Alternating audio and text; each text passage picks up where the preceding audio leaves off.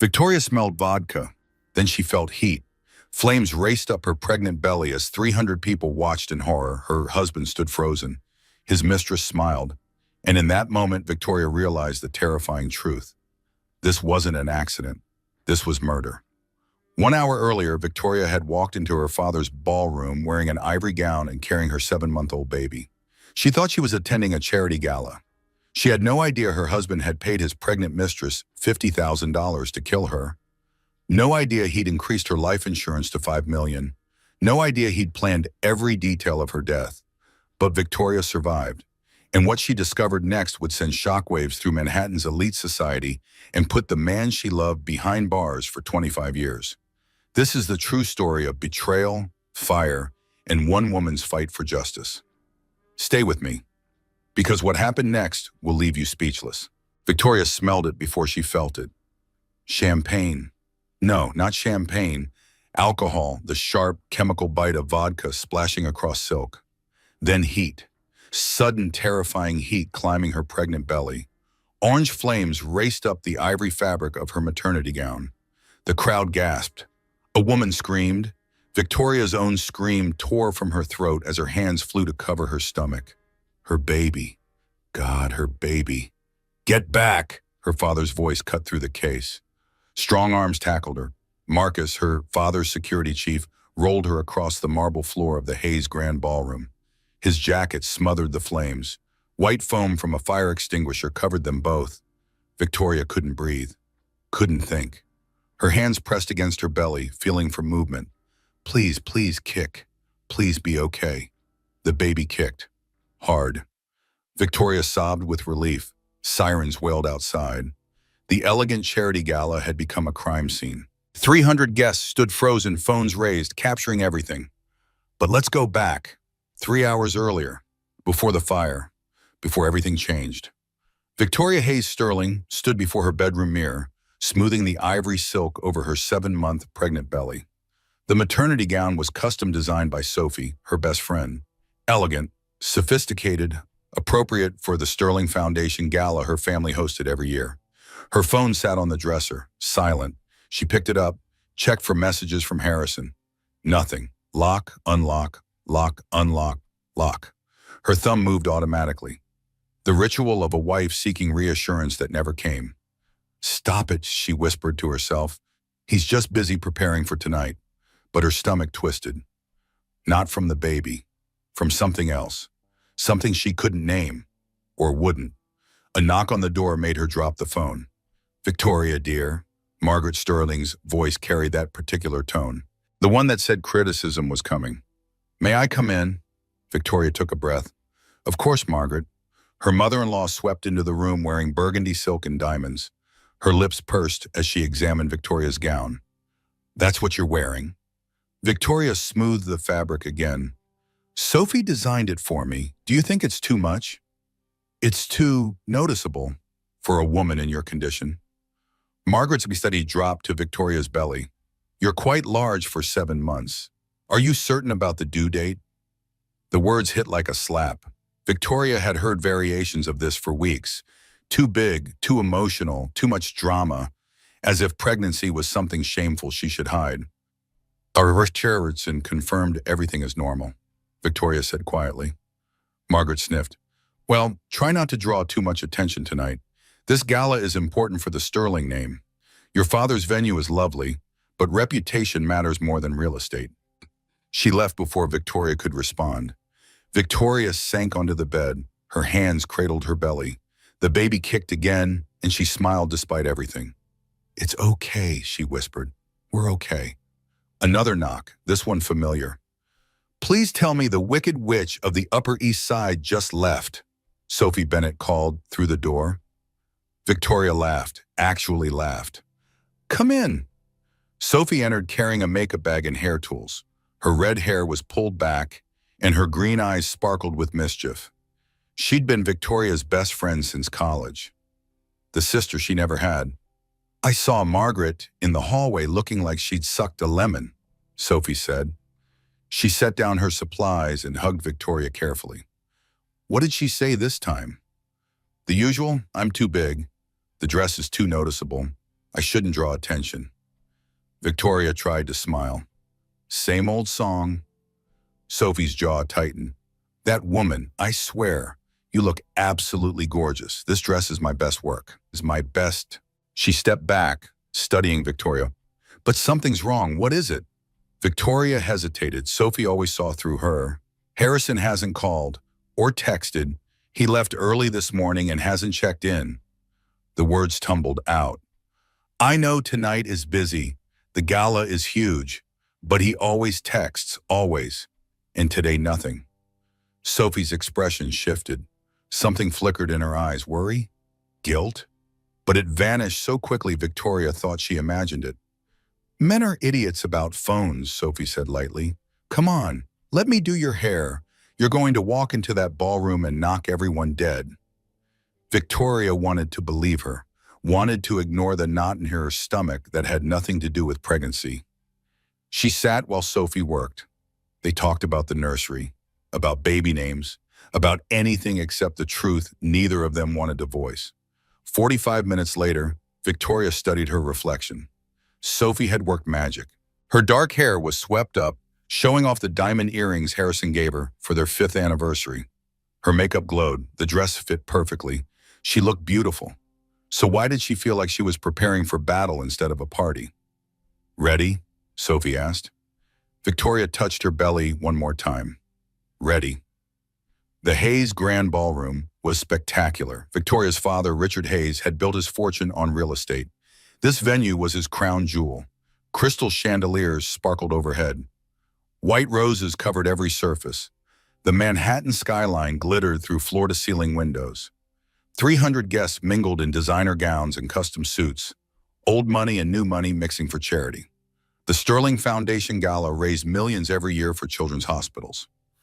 It was the social event of the season. Victoria arrived with her father. Richard Hayes was 62, silver-haired, powerful. He'd built his empire from nothing. A self-made billionaire who owned half of Manhattan. You look beautiful, sweetheart, he said, squeezing her hand. Just like your mother. Victoria's mother had died when she was 12. Cancer, fast and cruel. Her father never remarried, just threw himself into work and raising his only daughter. Thanks, Dad. She scanned the crowd. Have you seen Harrison?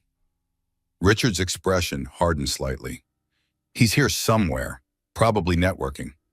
Something in his tone made Victoria glance at him sharply, but he was already smiling at a donor, leading her into the crowd. She spotted Harrison across the ballroom. Her breath caught. Even after 7 years of marriage, he was handsome. Tall, perfectly fitted tuxedo, dark hair slightly gray at the temples. The kind of man who commanded attention. He was talking to someone, a woman in red. Victoria's stomach dropped. Amber Caldwell, Harrison's paralegal, 27 years old, beautiful, ambitious. They stood too close. Harrison's hand gestured as he spoke. Amber laughed. Her hand touched his arm. It was nothing. Professional colleagues at a work event. So why couldn't Victoria breathe? She started toward them. The crowd parted. Women smiled at her pregnant belly. Men congratulated her. But Victoria barely heard them. Harrison saw her approaching. His face did something complicated. Guilt, irritation, fear, all three in rapid succession. Then his lawyer mask slid into place. Charming smile, hand extended to pull her close. There you are, he said. His hand on her lower back felt wrong. Performative, like he was acting for an audience. Hi, Victoria said. She looked at Amber. Hello. Amber's smile was sharp. Mrs. Sterling, you look absolutely radiant. Pregnancy suits you. The words were kind. The tone was not. Thank you, Victoria managed. I didn't realize you'd be here tonight. Harrison invited me, Amber said smoothly. The Sterling Foundation does such important work. I wanted to support it. Harrison's hand tightened on Victoria's back. Warning or restraint, she couldn't tell. That's very generous, Victoria said. If you'll excuse me, I need to use the restroom. She pulled away from Harrison before he could respond. Her heels clicked across the marble floor. She felt their eyes on her back, felt the weight of something unspoken. The ladies' room was empty. Thank God. Victoria gripped the marble sink, staring at her reflection. Her hands were shaking. This was ridiculous. She was being paranoid.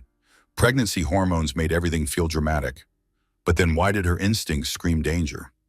The door opened behind her. Victoria looked up. Amber Caldwell stood in the doorway. Her red dress seemed even brighter in the soft lighting, her smile even sharper. "We need to talk about Harrison," Amber said, and Victoria's world began to crack. Victoria's hands tightened on the sink. "I don't think we have anything to discuss." Amber walked further into the bathroom. Her heels echoed on the tile.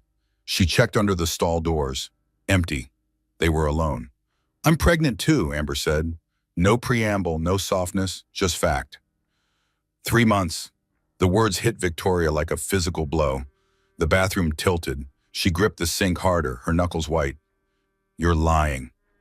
Amber pulled out her phone, scrolled, turned it toward Victoria.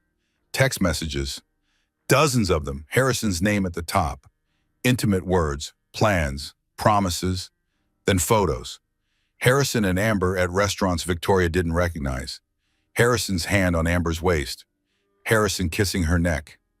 Then the sonogram image. Black and white. Tiny shape floating in darkness. Caption, Baby Sterling. Victoria couldn't breathe. The room spun. This couldn't be real. This was a nightmare. She'd wake up. She'd have to wake up.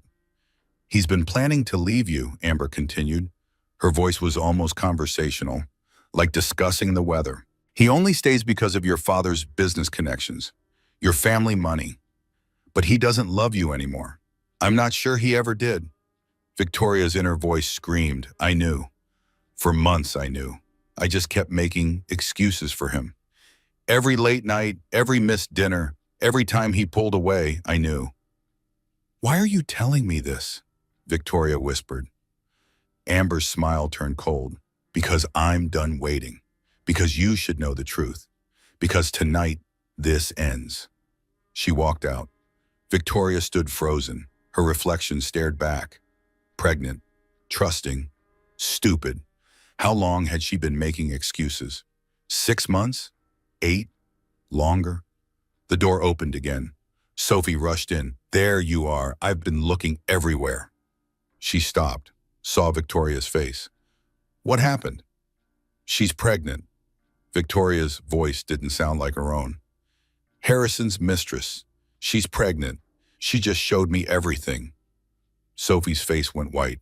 "Oh God, Victoria, I'm so sorry. I'm so sorry."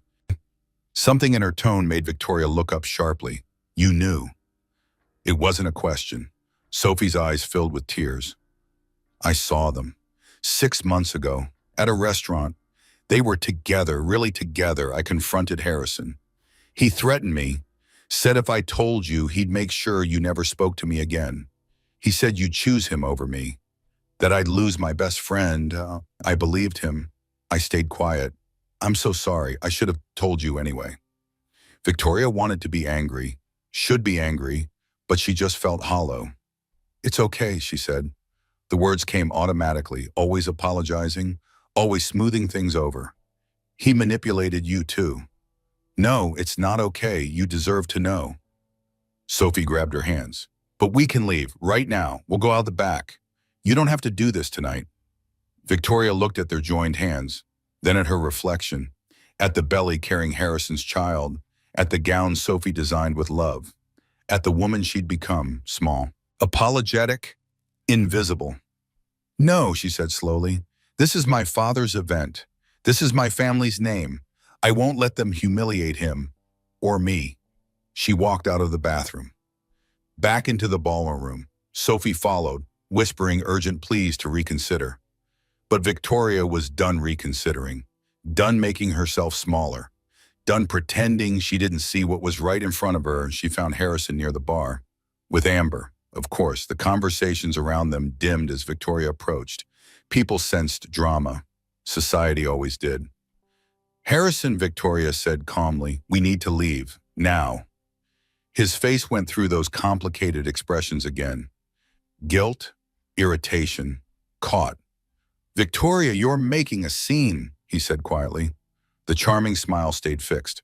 "Let's discuss this later." I'm 7 months pregnant with your child, Victoria said. Her voice carried. People nearby stopped talking, heads turned. And I just learned I'm not the only one. The ballroom went silent. 300 pairs of eyes swiveled toward them. Harrison's face paled. You're emotional. Pregnancy hormones. Let's talk about this privately. The gaslighting was so automatic, so practiced. How many times had he done this? How many times had she believed it? I don't know what she told you, Harrison continued. His lawyer voice, reasonable, rational, but you're misunderstanding the situation. Don't do this here, he added, lower, threatening. Think of your father. Margaret Sterling pushed through the crowd. Her face was fury and fear combined. Victoria, dear, perhaps you should rest, she said. Her hand reached for Victoria's arm. You're clearly not well. Victoria stepped back. I'm perfectly well. I'm simply asking my husband about his pregnant mistress. The words echoed in the sudden silence. Gasps rippled through the crowd. Phones rose. Everyone was recording. The Sterling family scandal unfolding in real time. Amber stepped forward. She didn't look ashamed. She looked triumphant. Harrison, tell her, Amber said, loud enough for the nearest dozen people to hear. Tell her you love me. Tell her the baby you actually want is mine. Victoria watched Harrison's face, watched him calculate, watched him try to find the angle that would save his career, his reputation, his carefully constructed life. He didn't deny it. That silence was answer enough. Victoria turned to walk away. She was done. She'd said her piece, let them have each other. But Amber wasn't finished. You think you're so perfect, Amber called after her. The billionaire's daughter, the society wife. But you're just a placeholder, a connection to money. Harrison never loved you, he used you. Just like your father used his money to buy everything, including your pathetic marriage. Victoria stopped. Something inside her that had bent and bent and bent finally reached its breaking point. She turned back, not to fight, not to argue, just to speak one simple truth. You're welcome to him, Victoria said, her voice steady, clear. A man who cheats on his pregnant wife with his employee, real prize. The crowd murmured agreement. Victoria saw approval on faces, disgust directed at Harrison and Amber. Amber's face twisted. The younger woman wasn't getting the reaction she wanted. Victoria's calm enraged her more than tears would have. Amber grabbed a champagne glass from a nearby table. Victoria thought she'd throw it. Expected cold champagne. Public humiliation. Instead, Amber grabbed the vodka bottle from behind the bar. Everything slowed down. Victoria noticed everything. The weight of her belly, the ache in her swollen feet, the baby kicking inside her, the cold of her wedding ring, the smell of white roses and lilies from centerpieces, the click of her father's shoes as he started toward her. Amber upended the vodka bottle over Victoria's head. The alcohol splashed cold across her hair, her face, her chest. It soaked into the ivory silk of her maternity gown. The chemical smell burned her nose. The crowd gasped. Some woman shrieked. Victoria stood frozen. Alcohol dripped down her belly, down her legs, pooling on the marble floor. Then Amber produced a lighter from her clutch. The small silver Zippo caught the chandelier light. If I can't have him, Amber said, her voice high, hysterical, you don't deserve him either. The lighter flicked open. The flame danced, and the world exploded into fire. The flame touched the vodka-soaked silk. The fabric ignited instantly. Orange and yellow flames raced up Victoria's gown, up her pregnant belly. The heat was immediate and agonizing. Her skin burned. The baby kicked frantically inside her. Victoria screamed. Her hands flew to her stomach. Protective instinct overriding everything else. Her baby. She had to protect her baby. Get back. Her father's voice cut through her terror. Then strong arms tackled her. Marcus, the security chief, slammed her to the marble floor. His body covered hers, protecting her belly. His suit jacket smothered the flames. White foam from a fire extinguisher covered them both. The chemical smell mixed with burning silk and scorched skin. Victoria couldn't breathe, couldn't think. Her hands pressed against her stomach, searching desperately for movement. Please kick. Please be okay. Please, God, please. The baby kicked. hard, angry. Victoria sobbed with relief so intense it hurt worse than the burns. "Ma'am, stay still," Marcus said, his voice calm despite the chaos. "Paramedics are coming. You're okay, the fire's out." Sirens wailed outside.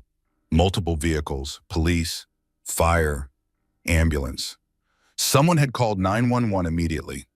Victoria turned her head. Through the foam and her tears, she saw Harrison. He stood 5 feet away, frozen, his face white, his hands at his sides. He hadn't moved to help her. His pregnant wife was on fire and he hadn't moved. That realization cut deeper than the burns. Richard Hayes was shouting orders. His security team moved with military precision. Guests were being herded back. The ballroom was a crime scene now. Detective Sarah Walsh appeared. She'd been at the Gala as extra security, standard for events at this venue. She moved immediately toward Amber. "Don't move," Walsh said, her hand on her weapon. "Amber Caldwell, you're under arrest for assault with intent to commit bodily harm." Amber tried to run. She made it 3 steps in her red heels before 2 security guards blocked her path. Walsh cuffed her quickly, read her rights in that flat cop voice. Amber was screaming, "It's not my fault. She provoked me. She embarrassed him. She deserved it. She stole what was mine." Paramedics rushed in. They surrounded Victoria, checking her burns, checking her vitals, checking the baby's heartbeat. "Baby's heartbeat is strong," one paramedic said. "Female, kind eyes. You protected your stomach instinctively. The burns are mostly on your arms and upper chest. We need to get you to the hospital for observation. Risk of premature labor from the stress." Victoria nodded, couldn't speak. Shock was setting in. They lifted her onto a gurney. The crowd parted. 300 people watching. Phones still recording. The Sterling Foundation Gala would trend on social media by midnight. Harrison tried to approach. Richard Hayes stepped in his path. "You don't touch my daughter ever again," Richard said. His voice was death, cold and final. "That's not legal," Harrison said, his lawyer voice returning. "I'm her husband. Let me see my wife. The mother of your child just had her dress set on fire by your pregnant mistress," Richard said. Each word precise, sharp. "You want to discuss legality?" Harrison's face crumbled. For just a moment, Victoria saw real emotion. Fear, regret, maybe even horror at what he'd allowed to happen. But it was too late for regret. Sophie climbed into the ambulance with Victoria, held her hand, whispered reassurances that sounded like prayers. As they pulled away, Victoria looked back at the Hayes Grand Ballroom. The venue her father built, the place where she almost died, the place where her old life burned away. The ambulance ride was a blur of questions and pain. Victoria's arms throbbed. Her chest felt like it was still on fire even though the flames were out. "Second-degree burns," the paramedic said. "Serious but treatable." The baby kicked steadily, angry little jabs that felt like the most beautiful thing in the world. "Stay with me," Sophie said. Her hand gripped Victoria's. "Focus on my voice. You're okay. The baby's okay. You're both going to be fine." But Victoria's mind kept circling back to one moment. Harrison standing frozen while she burned. Harrison not moving to help. Harrison choosing self-preservation over protecting his wife and unborn child. What kind of man does that? The answer was clear. The kind of man who planned this, or at least allowed it to happen. They arrived at the hospital. Emergency room staff swarmed. Dr. Helen Richardson was already there. Victoria's obstetrician had been called immediately. She took charge with calm efficiency. "Let's get those burns treated and check the baby thoroughly," Richardson said. "You're going to be okay, Victoria. Both of you." They wheeled her into a private room, cut away the ruined gown. Victoria watched the ivory silk fall away in charred pieces. Sophie's beautiful design destroyed. Everything destroyed. The hospital staff worked quickly, cleaning the burns, bandaging, starting an IV for fluids and pain medication, hooking up fetal monitors. The steady beat of the baby's heartbeat filled the room. Strong, healthy, furious. "Your baby is a fighter," Dr. Richardson said. She smiled as she checked the monitors. "Heartbeat is perfect. No signs of distress. You protected your stomach instinctively. All the burns are on your arms and upper chest. The baby is fine." Victoria started crying, relief and trauma and shock all crashing over her at once. But we need to keep you overnight, de Richardson continued. Risk of premature labor from stress. And we need to watch those burns carefully. Second-degree burns are serious. No infection, proper healing. You did the right thing covering your belly. Victoria nodded, couldn't speak past the tears. Richard Hayes appeared in the doorway. His face was haggard. He'd aged 10 years in 10 minutes. "Sweetheart," he said. His voice broke. Victoria held out her bandaged hand. He crossed to her bedside, took her hand gently, careful of the burns. "I'm okay, Dad," she whispered. "We're okay." "I should have seen it," Richard said. "Should have known. Should have protected you better. You couldn't have known she'd do this. Not the fire. Harrison." Richard's jaw tightened.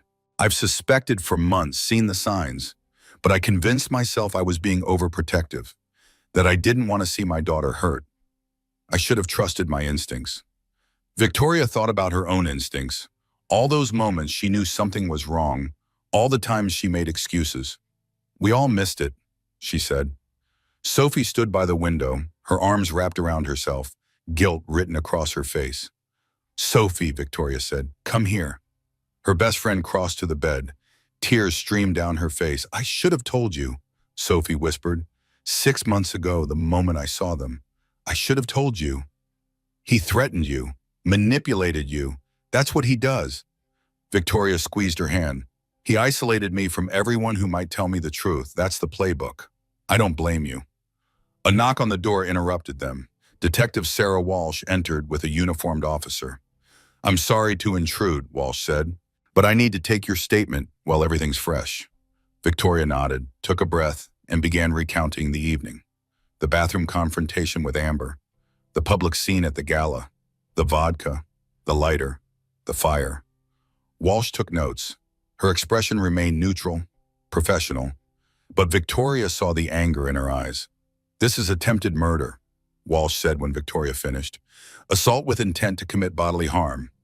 While you're pregnant, that's assault on 2 victims. Amber Caldwell is in custody. She'll face serious charges." "What about Harrison?" Richard asked, his voice hard. We're investigating his involvement," Walsh said carefully.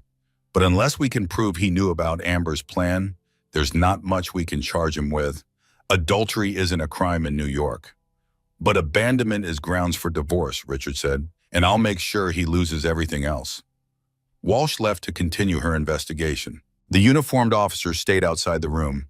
Protection detail, just in case.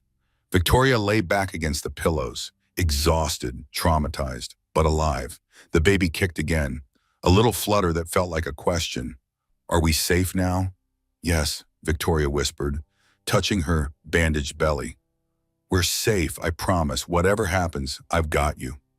But even as she said it, Victoria's mind kept circling back to Harrison's frozen face, his lack of movement, his choice. And in the ambulance, she'd apologized. The memory hit her suddenly. She'd said, "I'm sorry, I ruined Dad's gala. I'm sorry, I caused a scene." What was she apologizing for? Someone just tried to kill her, tried to burn her alive. And her first instinct was to say sorry. How many times had she apologized for things that weren't her fault? How many times had she made herself small to make Harrison comfortable? How many times had she convinced herself it was normal for a wife to feel invisible in her own marriage? The realization settled over her like ice water. Cold, clarifying, terrible. She'd been making excuses for Harrison for years. Every missed dinner, every late night at the office, every time he pulled away from touching her belly, every time he made her feel like she was too needy, too emotional, too much. She'd known. Somewhere deep inside, she'd known. She just kept hoping she was wrong. Victoria woke in the hospital bed to gray dawn light filtering through the window. For one blissful second, she forgot. Then her arms throbbed with pain and memory came crashing back. The gala, the fire, the betrayal. She was alive. The baby was safe. That's what mattered. Sophie was asleep in the chair beside her bed, neck bent at an awkward angle. Richard sat in the other chair, wide awake, watching the door like a guard. "Dad," Victoria said quietly, You should go home. Get some rest. Not a chance. His voice was rough. I'm staying until you're discharged. A nurse came in to check vitals and change bandages. The burns looked angry and raw in the morning light. Victoria forced herself to look at them, to acknowledge what had been done to her. They'll scar, the nurse said gently, but they'll fade with time. You are healing well. Dr. Richardson will be in soon for final checks. After the nurse left, Victoria's phone buzzed on the nightstand. She'd forgotten about it entirely. Someone must have retrieved it from the Gala. 127 missed calls, 73 text messages. Victoria scrolled through them. Friends, acquaintances, society matrons she barely knew. Everyone had heard. The videos were everywhere. The videos were viral by midnight, just as she'd predicted. Most messages were supportive. Some were curious. A few were vicious, blaming the Victoria for causing drama at a charity event. Then she saw the message from an unknown number. This is Margaret Sterling. We need to discuss how to contain this disaster. For the baby's sake. Contain, the baby's sake. Not, are you okay? Not, I'm so sorry. Not, how can I help? Contain the disaster. Protect the Sterling reputation. The baby was just an excuse. Victoria set the phone down carefully. Something was happening inside her. The apologetic woman who'd spent 7 years making herself smaller was burning away just like that ivory gown. Victoria? Sophie woke up, rubbing her neck. How are you feeling? Angry, Victoria said. It was the first honest emotion she'd named in hours. I'm so angry. Sophie and Richard exchanged glances. Good, Richard said. Anger is useful. Anger gets things done. Dr. Richardson arrived for morning rounds. She examined the burns, checked the baby's heartbeat, reviewed the monitors from overnight. Everything looked stable, honest, she said. Baby's heartbeat stayed strong all night. No signs of premature labor. The burns are healing as expected. I'm comfortable discharging you with strict instructions for follow-up care. Can I go home? Victoria asked, then stopped. Where was home? The Sterling mansion where Harrison lived? Where his mother lived? Where every room held memories that were now poisoned? You're coming to my house, Richard said firmly. The estate has plenty of room. You'll stay there while we figure things out. Victoria nodded. Relief washed over her. She couldn't face the Sterling mansion. Not yet. Maybe not ever. Discharge paperwork took hours. Prescriptions for pain medication and burn care. Instructions for rest and stress reduction.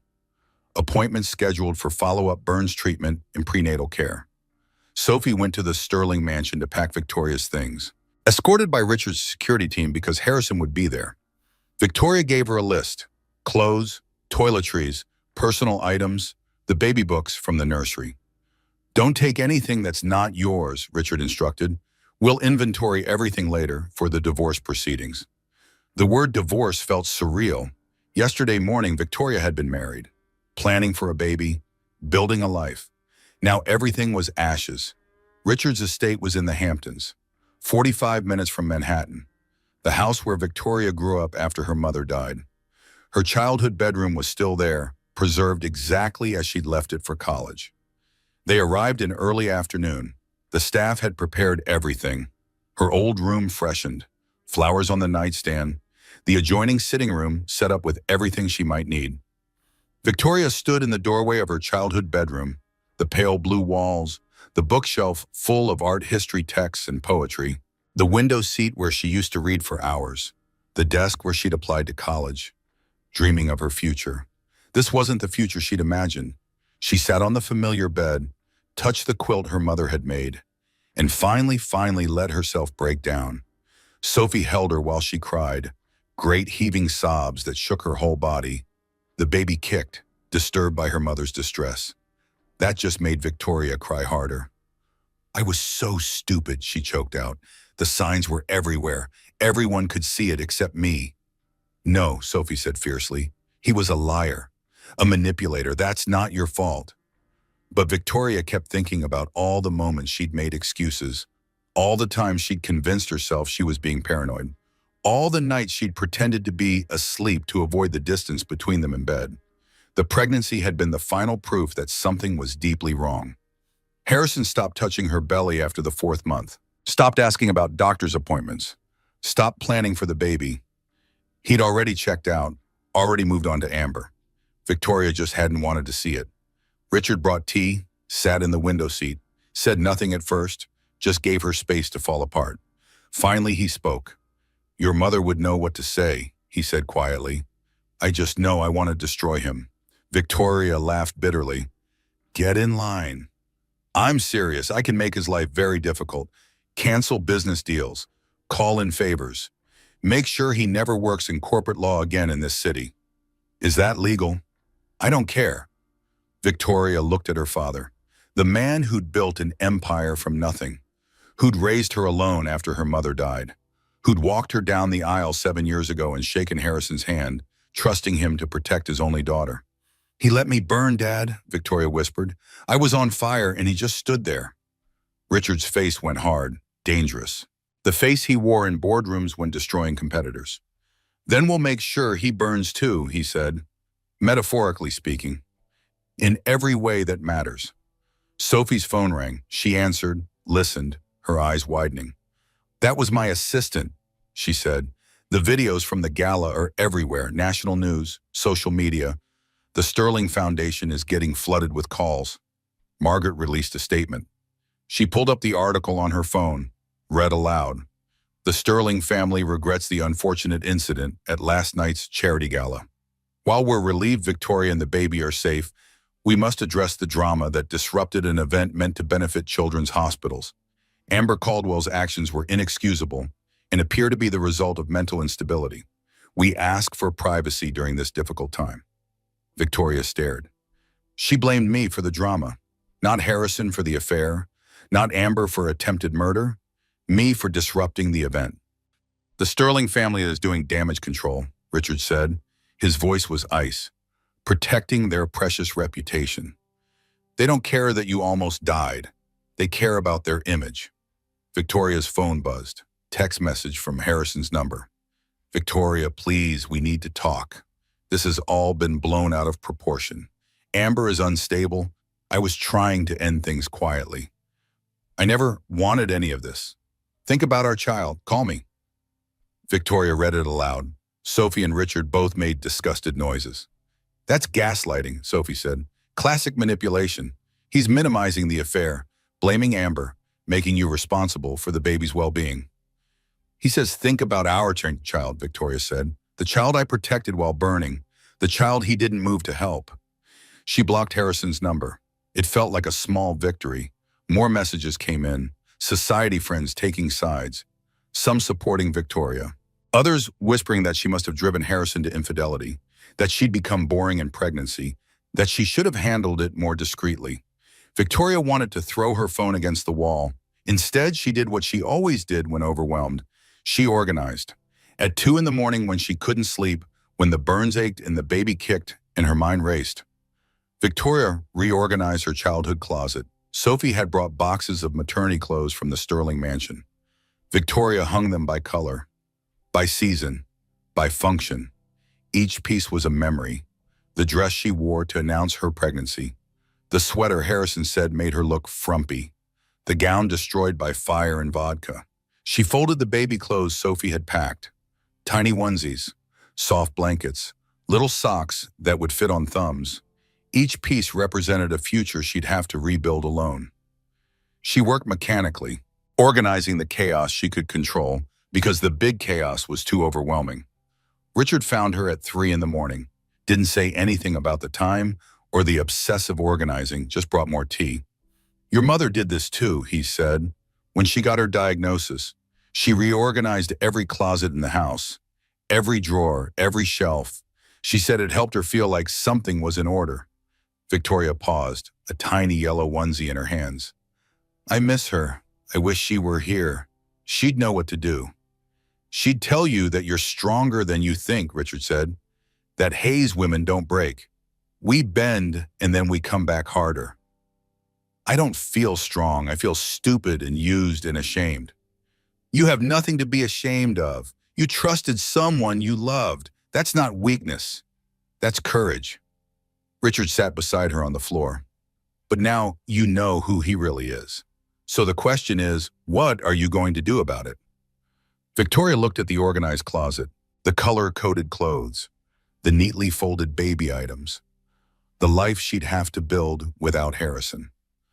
I'm going to destroy him, she said quietly. Not with my father's money or power, with the truth, with evidence, with justice. Richard smiled. That's my girl. Morning brought clarity and determination. Victoria woke with a purpose she hadn't felt in months, maybe years. She was done being a victim, done apologizing, done making excuses. Time to fight back. Richard had already arranged a meeting with James Thornton, the best divorce attorney in New York. Ruthless, strategic, expensive. Victoria didn't care about the crowd. Her father could afford it. More importantly, she deserved it. Thornton arrived at 10 in the morning. He was 58, silver-haired, with the sharp eyes of a predator who'd spent decades in courtrooms. He carried a briefcase and an iPad full of preliminary research. They met in Richard's study. Victoria wore soft clothes that didn't irritate her bandaged arms. Sophie sat beside her for support. Richard stood by the window, looking like he wanted to punch something. Mrs. Sterling, Thornton said, settling into a leather chair. Let me be direct. This isn't just a divorce case. This is assault, attempted murder, endangerment of an unborn child. We bury him. Victoria blinked. I thought you were a divorce attorney. I am, but when your spouse's mistress sets you on fire at a charity gala, that changes the scope considerably. Thornton opened his iPad. I've been reviewing the evidence collected so far. It's substantial. Video footage from 300 guests, witness statements, hospital records documenting your injuries, police reports on Amber Caldwell's arrest. And that's just the beginning. He looked up, meeting her eyes directly. The question is, how far do you want to take this? Simple divorce? Or complete destruction of Harrison Sterling's life and career? Victoria thought about Harrison frozen while she burned, about Margaret's message about containing the disaster, about 7 years of being made to feel small and needy and wrong. I want justice, she said clearly, for me, for our baby, for every woman who might have believed his lies in the future. Thornton smiled. It wasn't a nice smile. Good, then let's begin. He spent the next hour outlining the strategy. First, they'd subpoena text messages and emails between Harrison and Amber, financial records to track money movement, security footage from Harrison's law firm to establish the timeline of the affair. I've already requested phone records, Thornton said. With your permission, I'll also petition to access joint bank accounts and credit card statements. I suspect we'll find interesting patterns. Like what? Victoria asked. Hotels, restaurants, gifts, money transfers. Thornton's expression was grim. Men having affairs leave paper trails. They always do. Sophie's phone buzzed. She glanced at it and her face went pale. What? Victoria asked. Harrison's at the gate. He's demanding to see you. Richard was out of his chair instantly. I'll handle it. No. Victoria stood. Her legs felt shaky, but she locked her knees. I'll talk to him. On my terms.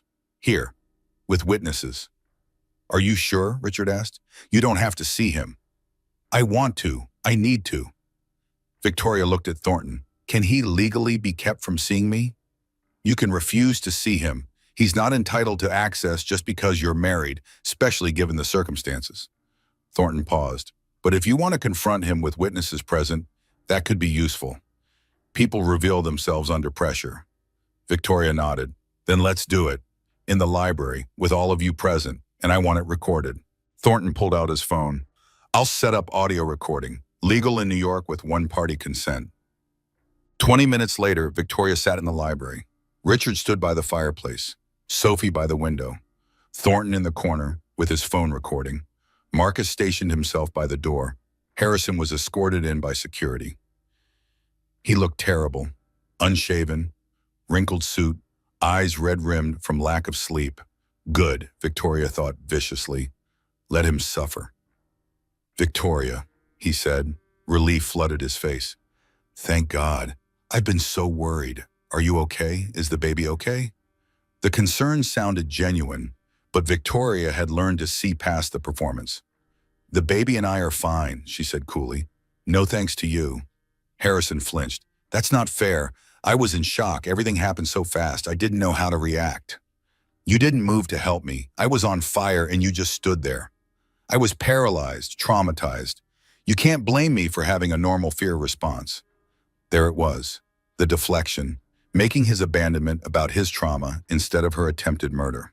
Sit down, Victoria said. We need to talk. Harrison sat across from her, reached for her hand. She pulled back. Don't touch me. His hand dropped. Hurt flashed across his face. Calculated hurt. Performative emotion. Victoria was done being moved by it. Tell me about Amber, she said. Harrison's jaw tightened.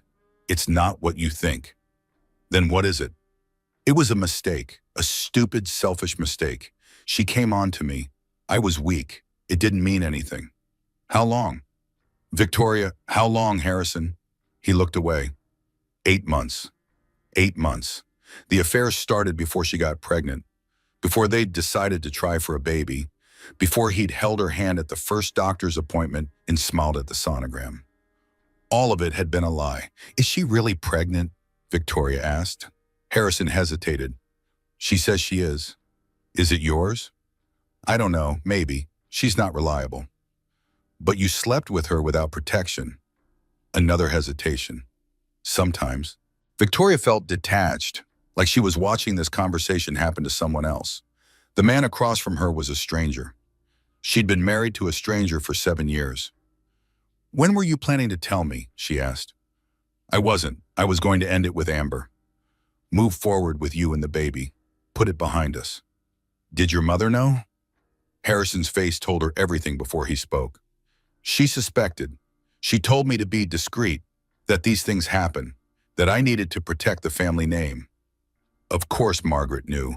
Of course she'd told him to hide it rather than end it. Reputation mattered more than honesty. Tell me something, Victoria said. She kept her voice level, clinical. When did you stop loving me?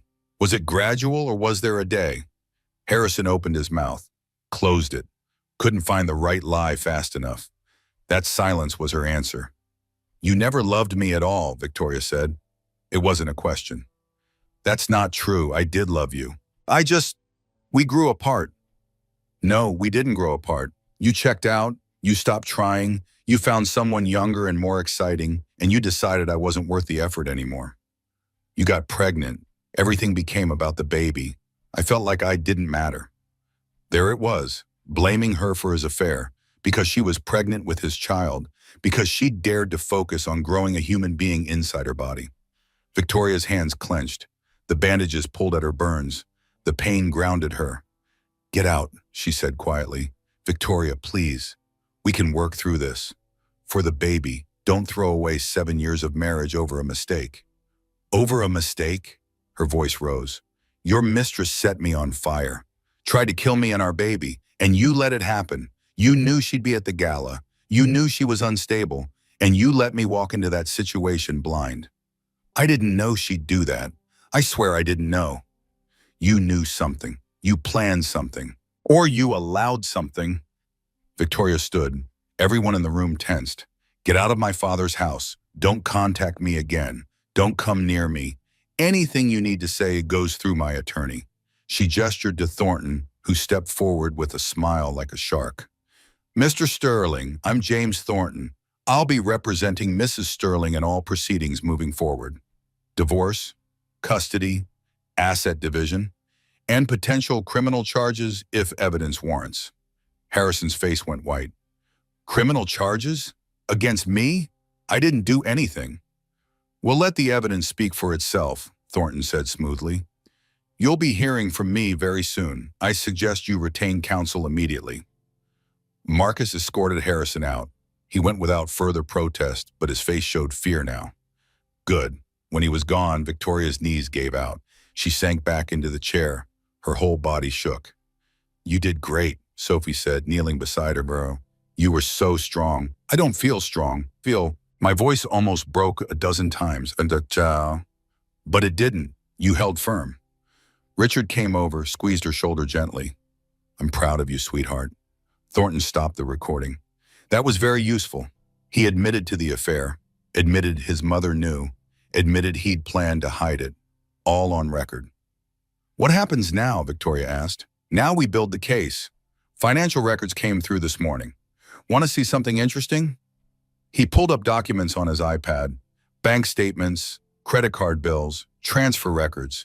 Victoria's stomach dropped as she read the highlighted entries. Harrison had been liquidating their joint accounts.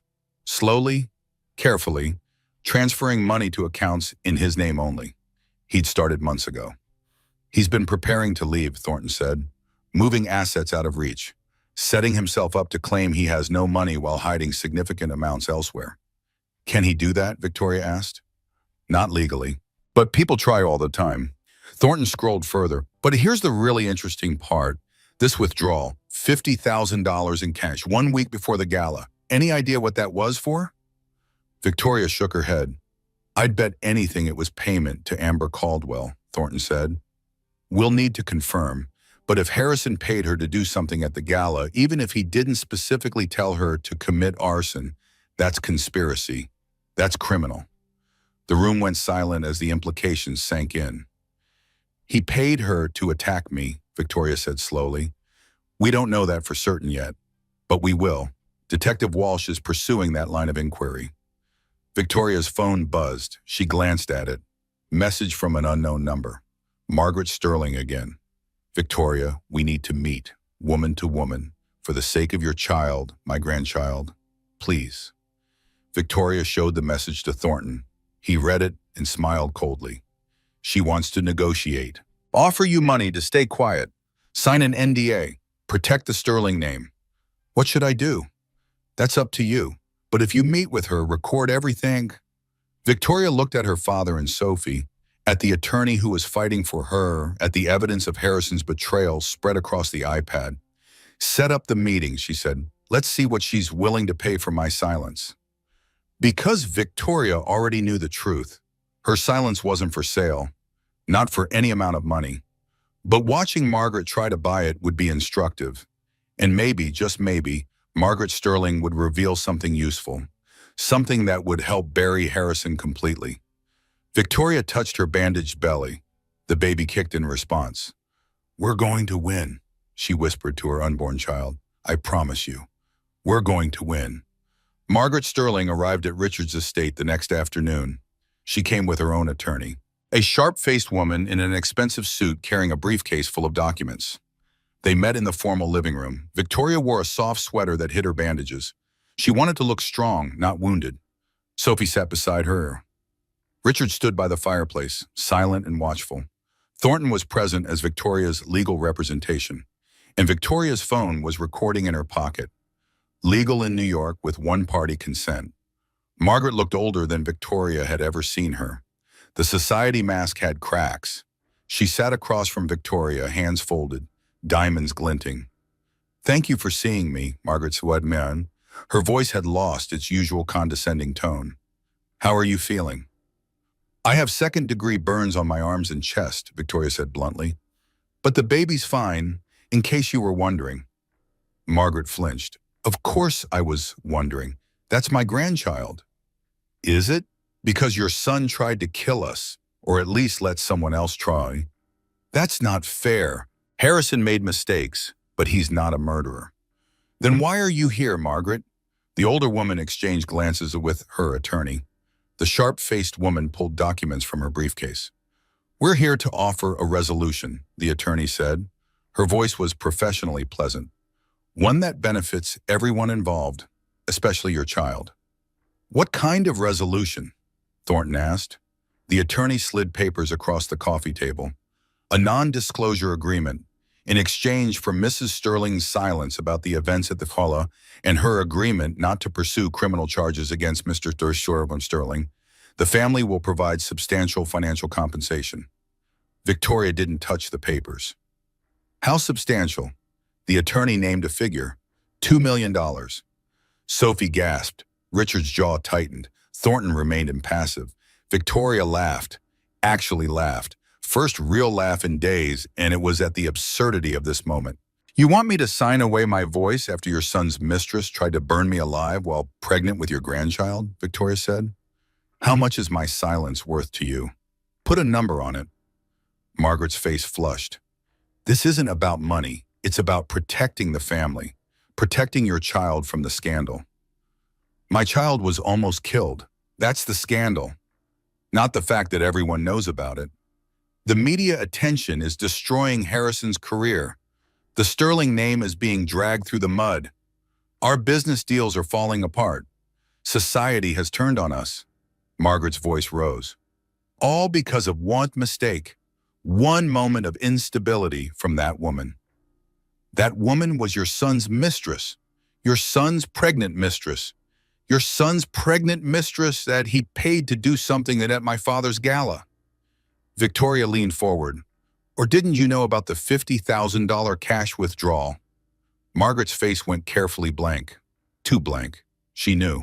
I don't know what you're talking about, Margaret said. Yes, you do. You knew Harrison was planning something. Maybe not the fire specifically, but something public. Something that would end my marriage and free him to be with Amber. You knew, and you didn't warn me. That's absurd. I would never. You told him to be discreet, to protect the family name. You cared more about reputation than about your daughter-in-law's safety, than your grandchild's safety. Margaret stood abruptly. This was clearly a mistake. We came here in good faith, trying to find a solution. But you're determined to destroy my son out of spite. I'm determined to get justice. There's a difference, but Justice? Margaret's voice turned cold, sharp, the society mask cracking completely. You married my son for his money and connections. Everyone knows it. You were the billionaire's daughter, looking to add old money pedigree to your family. Don't pretend this marriage was some great love story. The words landed like slaps. Victoria felt Sophie tense beside her. Richard took a step forward. Thornton's hand moved, ready to intervene. But Victoria felt something click into place. The final piece of understanding. You never liked me, she said quietly. From the beginning, because I didn't need Harrison's money, because I had my own, because I wouldn't be controlled by the Sterling family name. You were never right for him, too independent, too opinionated, too much of a person, Victoria finished. I'm sorry I didn't shrink myself small enough for your comfort, Margaret. I'm sorry I expected your son to actually love me instead of using me as a business connection and social prop. She stood, bandages pulling at her burns. The pain grounded her, reminded her she'd survived worse than this confrontation. Mrs. Sterling, my father owns half of Manhattan, Victoria said, each word precise, clear. Your money means nothing to me. My voice? That's priceless. So take your NDA and your blood money and get out of my father's house. Margaret's face was fury and desperation combined.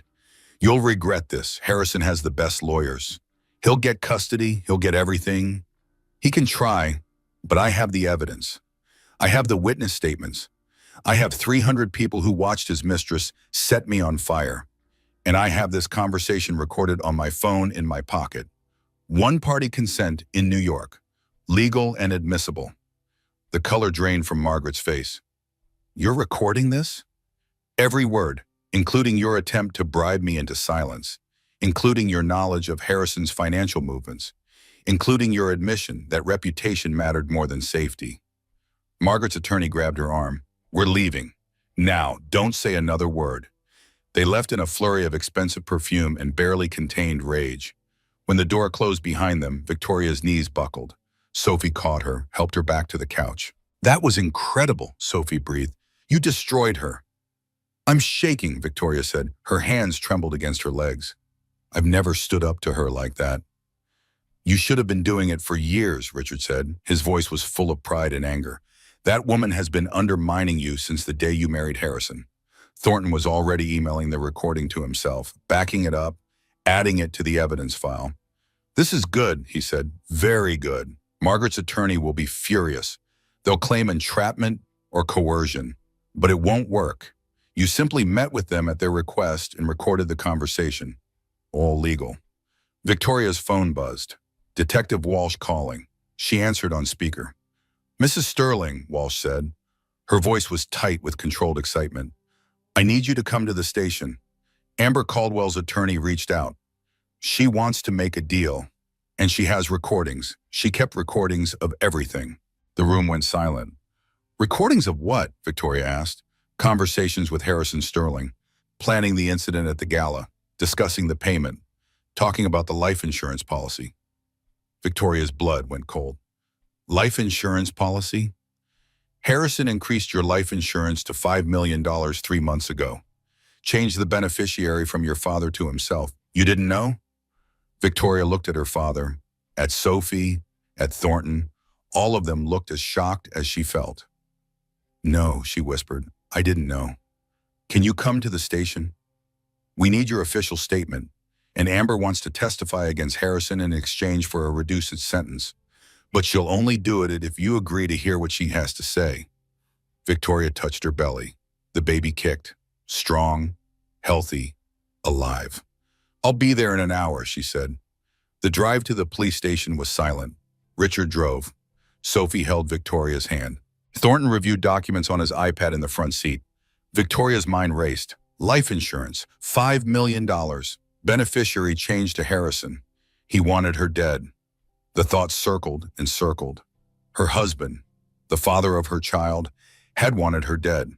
At the police station, Detective Walsh met them at the door. She led them to a conference room. Amber Caldwell was already there with her public defender. She looked terrible. No makeup, orange jumpsuit, hair pulled back. She looked young, scared. Victoria sat across from her. Sophie on one side, Thornton on the other. Richard stood against the wall. Walsh took a seat at the head of the table. Mrs. Sterling, Walsh began, has agreed to provide testimony against Harrison Sterling in exchange for a plea deal. But before we proceed, she wanted to speak to you directly. Victoria looked at Amber, the woman who'd set her on fire, who tried to kill her and her baby. Why not? Victoria asked. Why should I listen to anything you have to say? Amber's eyes filled with tears. Because he used me, just like he used you. And I was stupid enough to believe him. She pushed a folder across the table. Inside were printed screenshots, text messages, emails, photos. Victoria read with growing horror. Harrison hadn't just had an affair. He'd cultivated Amber deliberately, love-bombed her, made her dependent on him, isolated her from friends and family. Classic abuser tactics. And then he told her Victoria was the problem. Cold, unloving, trapped him with pregnancy. Stole his future. He said we'd be together after, Amber said. Her voice broke. After you were gone. He said we'd raise both babies together. That I'd have the life you stole from him, that you were keeping him prisoner with your father's money. Victoria's hands shook as she read. Message after message of Harrison manipulating this young woman, making her hate Victoria, making her feel justified in doing something terrible. Then she reached the worst messages. Harrison, the baby is just leverage. Once I control the inheritance through the kid, I'll get full custody. My mother will help raise it. You and I can disappear with the money. Harrison, Victoria's father won't help if she's just divorced. But if something happens to her, the baby inherits everything. I control the trust until the kid's 18. That's $25 million minimum. Harrison, just make it look impulsive, jealous mistress. You'll get temporary insanity. Serve maybe 5 years. When you get out, we'll have everything waiting. Victoria couldn't breathe. The words swam before her eyes. He'd planned this, planned her death, planned to use their baby as a tool to access her father's money, planned to abandon even their child eventually. He gave me the lighter, Amber whispered. Told me what dress you'd be wearing. Told me where you'd be standing, said to make a scene. Get vodka on you, and then, she sobbed. I thought I was fighting for love. I thought I was saving him from you. But he was just using me. He never loved either of us. Walsh slid another document across the table. Amber recorded some of their conversations. She was smart enough to protect herself. We've verified the recordings are authentic.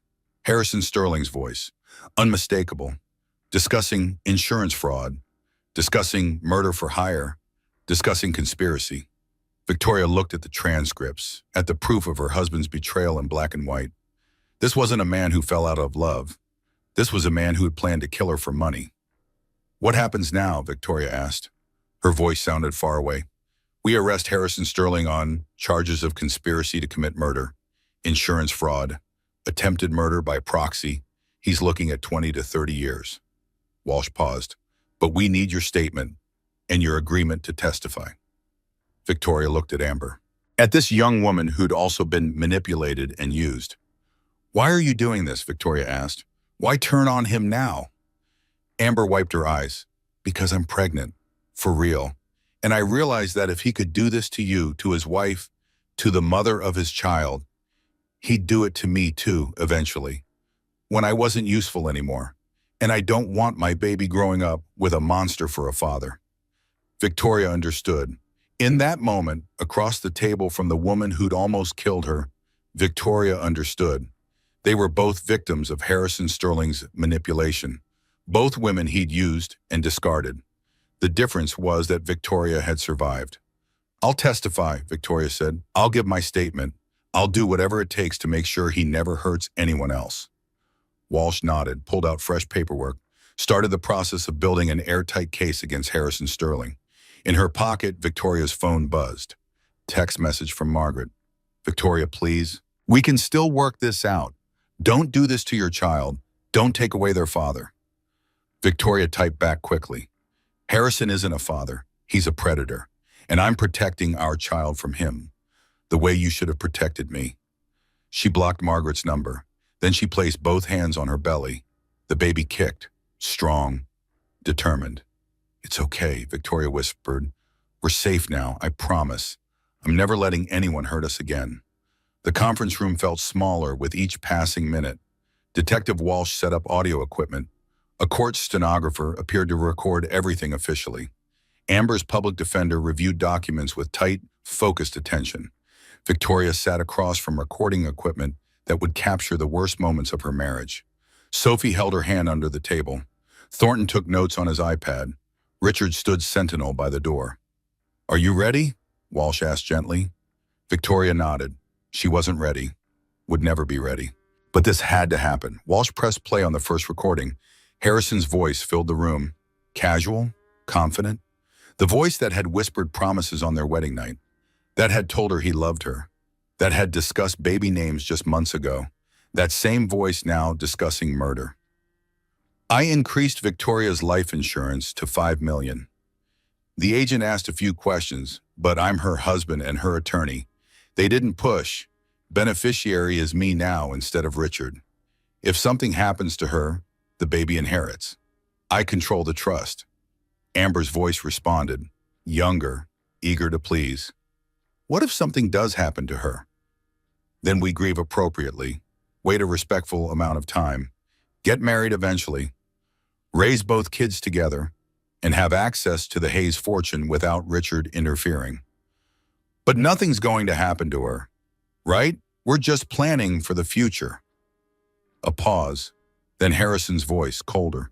Well, accidents happen, especially at crowded events, especially with pregnant women. They're so clumsy, so fragile. Victoria's breath caught. Sophie squeezed her hand harder. Walsh stopped the recording. That was from 2 months ago, after he changed the insurance policy, but before the gala. We have the date stamp verified. Play the next one, Victoria said. Her voice sounded hollow. The second recording was worse. Harrison, the Sterling Foundation Gala is perfect. 300 witnesses, cameras everywhere. If something happens, it'll be very public, very documented. No one can claim it was suspicious. Amber, what's going to happen? Harrison, I don't know yet, but you'll be there, and Victoria will be there, and emotions will be running high. Pregnant women are so emotional, so unstable. If she were to have some kind of accident or confrontation, well, these things happen. Amber, you want me to do something. Harrison, I want you to make a scene. Let everyone see how unstable the situation is, how Victoria is driving everyone crazy with her drama, how you're the victim of her jealousy. Amber, what if she confronts me? Harrison, then defend yourself. Do what you need to do. I'll make sure you're protected. The recording ended. Victoria sat frozen. Her brain couldn't process what she was hearing. This was premeditated, calculated, cold. He planned it, she whispered. He planned all of it. There's more, Walsh said quietly. Do you want to continue? Victoria nodded. She needed to hear it all, needed to understand the depth of his betrayal. The third recording was from 1 week before the gala. Cash withdrawal sounds, rustling. Harrison, 50,000, untraceable. Amber, what's this for? Harrison, your legal defense fund. When this is over, you'll need a good attorney. This will cover it, plus compensation for your trouble. Now, Amber, my trouble? Harrison, for doing what needs to be done at the gala, for making sure everyone sees Victoria's instability, for defending yourself when she attacks you. Amber, she won't attack me. Harrison, she will when you tell her about us. When you tell her about your pregnancy, when you make it public, she'll lose control, and when she does, you protect yourself. By any means necessary. Amber, any means? Harrison, any means. Just make sure it looks spontaneous. Make sure the baby isn't harmed. The baby has to survive. That's the key to everything.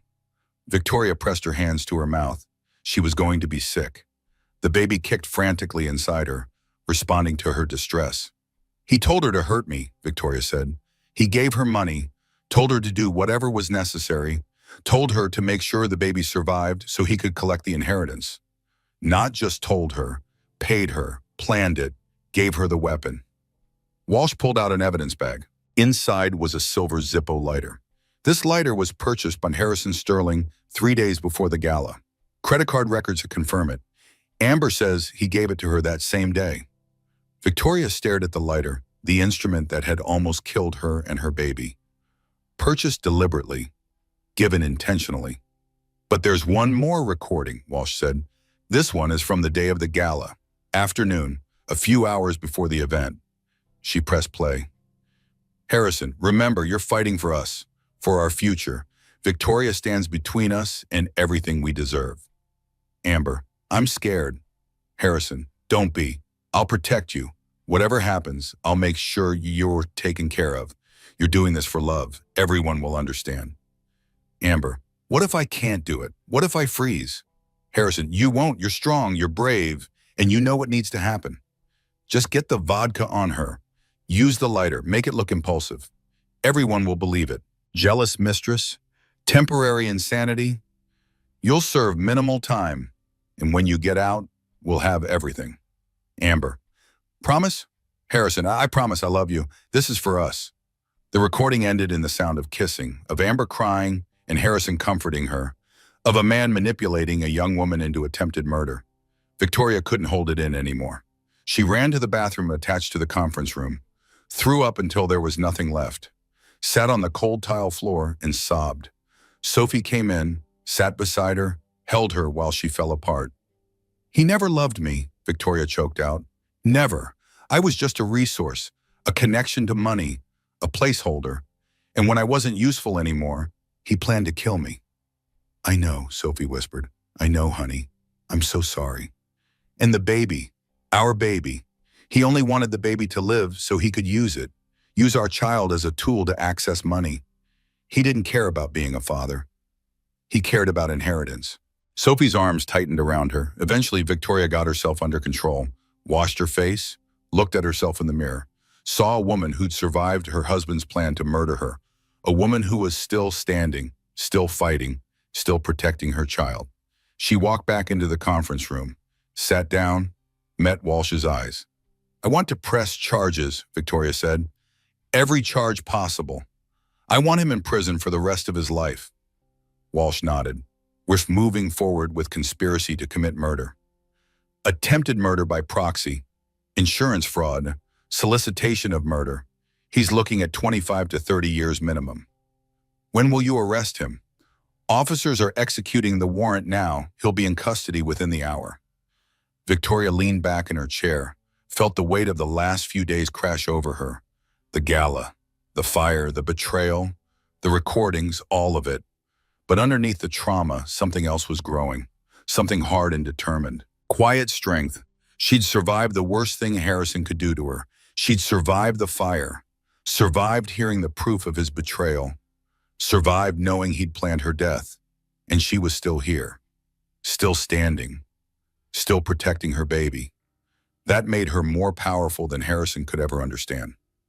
Victoria insisted on going to the Sterling mansion one last time. She needed to see it, needed to collect the last of her personal belongings, needed to stand in the nursery they had decorated together and mourn what should have been.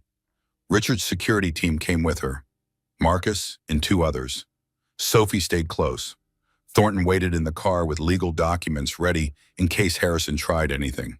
But Harrison wouldn't be trying anything, because Harrison was in a holding cell downtown, being processed on charges that would put him away for decades. The mansion felt cold, empty, like a museum instead of a home. Had it always been this sterile? Or had Victoria just not noticed? She walked through the foyer, past the formal living room where Margaret had criticized her maternity dress, past the dining room where Harrison had eaten countless silent dinners while texting Amber, past the study where he'd planned her murder, up the stairs to the nursery. Victoria stood in the doorway. The room was pale blue, gender neutral. They decorated it together 3 months ago, picked out the crib, the changing table, the rocking chair. Harrison had smiled and made suggestions, held her hand and talked about the future, all while planning to kill her. Victoria walked to the crib, ran her hand over the smooth wood, touched the mobile they'd chosen together. Little animals, elephants and giraffes and lions. Every choice was tainted now, every memory poisoned. "Are you okay?" Sophie asked from the doorway. "This room will still be a nursery," Victoria said quietly. "Just not here, not in this house, not in this life." She turned away, didn't look back. They packed quickly. Sophie had made a list: clothes, books, photos of Victoria's mother, personal items that belonged to her alone. Nothing else. Nothing tied to Harrison or the Sterling family. "Leave it all," Victoria said. "I don't want anything from this place." In the bedroom she'd shared with Harrison, Victoria opened the closet, found the box of maternity photos from just months ago. Her and Harrison, her belly just starting to show, both of them smiling. She looked happy in those photos. He looked convincing. Victoria ripped the photos in half, let them fall to the floor. Cathartic and necessary. Then she found it, hidden in the back of Harrison's nightstand, a burner phone. "Marcus," she called, "we need to bag this as evidence." Marcus came in, gloved hands took the phone, sealed it in plastic. This would go to Detective Walsh. More evidence, more proof of premeditation. They finished packing.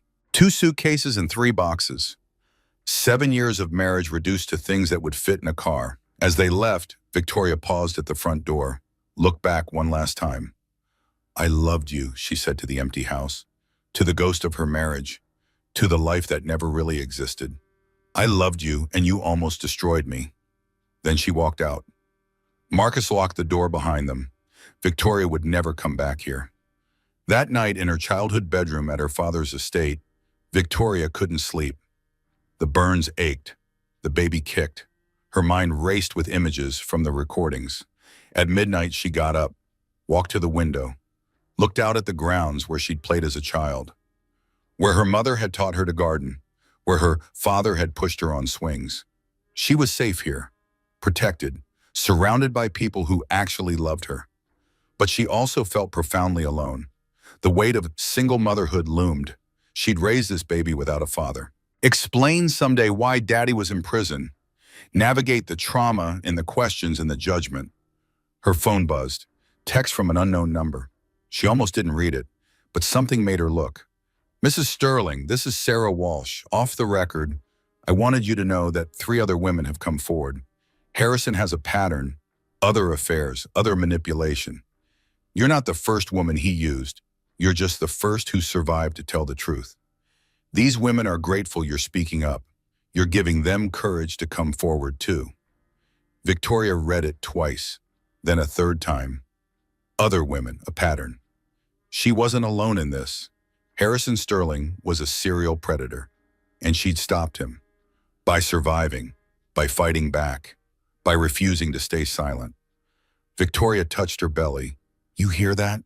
she whispered to her unborn daughter. Your mom is a badass, and you're going to be one too. The baby kicked, strong, determined. Victoria smiled through her tears. The quiet strength was building, growing, becoming something unshakable. She'd survived the worst. Everything from here was just details. 3 months later, Victoria sat in a courtroom holding her newborn daughter, Grace Elizabeth Sterling, born 2 weeks early, 7 pounds, 4 ounces. Perfect. The trial had been delayed until after Victoria gave birth. Judge's orders. She'd testified while 8 months pregnant, but the final proceedings waited until she'd recovered. Now Grace slept in her arms, tiny and peaceful, while Victoria watched Harrison Sterling face justice. The courtroom was packed. Media filled the back rows. Society matrons whispered in the gallery. Margaret Sterling sat in the front, her face a mask of practiced grief. Harrison looked haggard. The 3 months in jail had aged him. Gray streaked his hair. His expensive suit couldn't hide the hollowness in his face. He'd refused every plea deal, insisted on trial, convinced his high-priced lawyers could get him acquitted despite overwhelming evidence. They couldn't. The prosecution had spent 3 days presenting evidence. Videos from the Gala showing Amber's attack, hospital records documenting Victoria's injuries, financial records showing the insurance policy and cash withdrawal, phone records proving constant contact between Harrison and Amber, and the recordings, all of them, played in open court for everyone to hear, Harrison's voice filling the courtroom, planning murder, manipulating Amber, reducing his wife and unborn child to dollar signs and leverage. Victoria had testified 2 weeks ago, taken the stand and told her story calmly, clearly, every detail from the Gala, every moment of realizing her husband wanted her dead. The prosecutor had asked, "What went through your mind when you were on fire?" Victoria had looked directly at Harrison. That my baby wouldn't know their mother. That this man I loved, built a life with, was letting me burn. That I had to save us both because no one else would. The jury had been riveted. Several women were crying. During cross-examination, Harrison's defense attorney tried to paint Victoria as vindictive, as a woman scorned seeking revenge through false accusations. Victoria remained calm, answered precisely. Defense attorney, isn't it true you wanted your father's money to stay in the family? Victoria, isn't it true your client tried to murder me to get my father's money? The judge had allowed the response. The jury had barely hidden their approval. Amber testified next.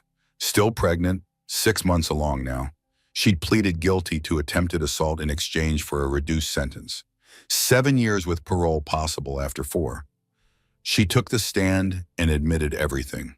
The affair, the manipulation, Harrison's plan, the payment, the lighter. He groomed me, dear May, Amber said, her voice shaking. Made me think Victoria was the villain. Made me think we were star-crossed lovers fighting for our future. But I was just a tool, a weapon he pointed at his wife. Harrison's attorney tried to discredit her, called her unstable, accused her of lying to reduce her sentence. But then the prosecution played the recordings. Harrison's voice, unmistakable, planning every detail. The courtroom had gone silent. Even Harrison's lawyers looked defeated. Today was closing arguments, then jury deliberation, then verdict. Victoria sat in the gallery beside her father.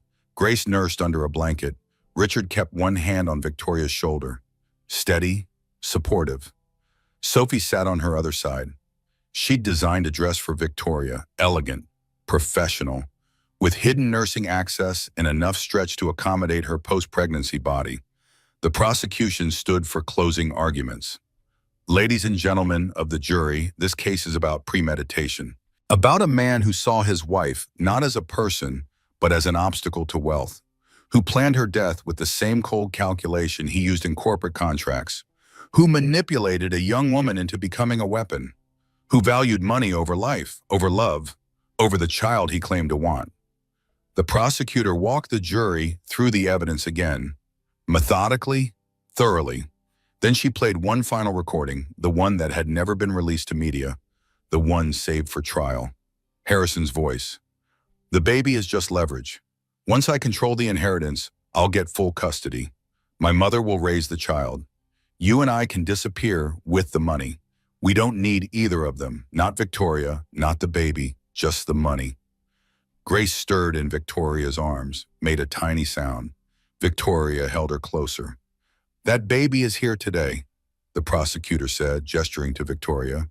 Grace Sterling, 3 months old, the child her father valued only as a tool to access wealth. The child he planned to abandon once he'd used her for inheritance. Several jurors looked at Victoria, at Grace. Their expressions said everything. Don't let him get away with this, the prosecutor finished. Don't let him reduce Victoria's life, Grace's existence, to nothing more than a failed business transaction. Hold him accountable. Find him guilty on all counts. She sat down. Harrison's defense attorney stood for his closing, tried to create reasonable doubt, suggested the recordings were taken out of context, that Harrison's words were hypothetical, that he never intended actual harm. It was weak. Everyone knew it.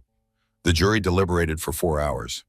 Victoria waited in a private room, nursing Grace, fielding text messages of support, trying not to think about what would happen if Harrison was acquitted. But deep down, she knew. The evidence was overwhelming. Harrison Sterling had planned to murder his wife for money. The jury would see that. They had to. At 4 in the afternoon, the jury returned. Everyone filed back into the courtroom. Victoria held Grace close. The baby was awake now, dark eyes looking around with infant curiosity. Has the jury reached a verdict? The judge asked. We have, Your Honor.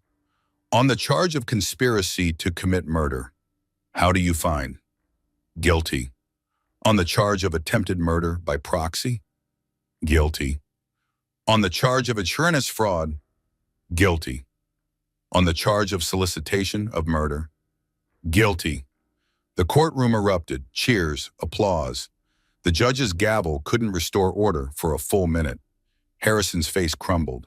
For the first time, Victoria saw real emotion. Fear, horror, the realization that his life was over. Margaret Sterling wept, loud dramatic sobs, but whether she was crying for her son or her family's ruined reputation, Victoria couldn't tell. The judge set sentencing for 2 weeks later.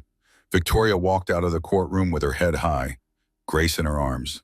Her father on one side, Sophie on the other.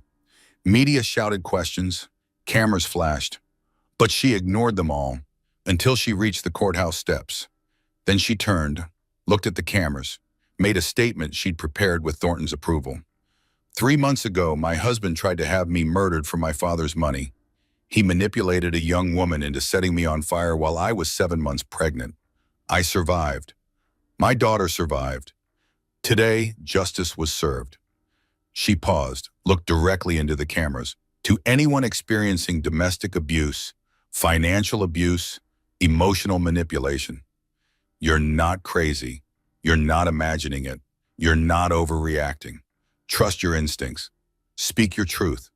Survive, because survival is the first step to justice. Grace chose that moment to coo. The sound was picked up by every microphone. Perfect timing.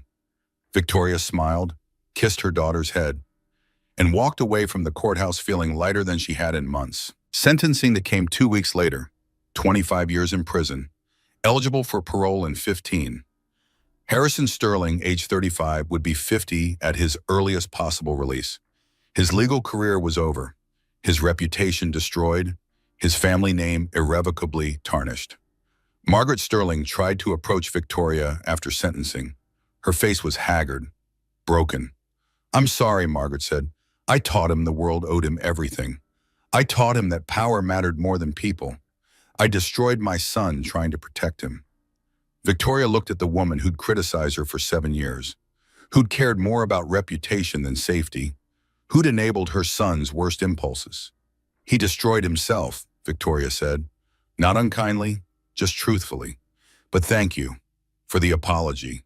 For what it's worth, I wish things had been different. She meant it. She wished Harrison had been the man he pretended to be, that her marriage had been real, that Grace would grow up with a father instead of visiting him in prison, supervised by guards. But wishing couldn't change reality. Only action could do that. As Victoria left the courthouse for the final time, Margaret called after her. What about Grace? She's still my grandchild. Can I see her? Please. Victoria turned back, considered. Grace deserved to know her family history, both the good and the bad, but on Victoria's terms, when Grace was old enough to understand. Not now, Victoria said, but someday, when Grace is older, when she can decide for herself if she wants a relationship with you. But it will be her choice, not yours, not mine, hers. Margaret nodded, tears streaming. It was more than she deserved, but Victoria was building a life based on grace and boundaries, not revenge and bitterness. She walked away, Grace against her chest, the future ahead of her. 6 weeks after sentencing, Victoria stood in the Hayes Grand Ballroom, the place where she'd almost died, where her dress had caught fire, where her old life had burned away. It looked different now. The damage had been repaired, the marble floors gleamed, new chandeliers sparkled, but the space felt transformed, not by renovation, by purpose. Tonight was the first event since the Gala, a charity fundraiser for domestic violence survivors. 200 guests, all proceeds going to women's shelters and legal aid funds. Victoria had been asked to host, to give the keynote speech. She'd agreed without hesitation. She wore a dress Sophie designed specifically for this night, royal blue, professional, beautiful. The sleeves covered the scars on her arms but didn't hide them. The neckline was modest but elegant. The dress whispered strength and survival. Grace was home with a nanny, 3 months old, too young for an event like this. But Victoria had photos on her phone. Her daughter's face was her touchstone, her reminder of why she'd survived.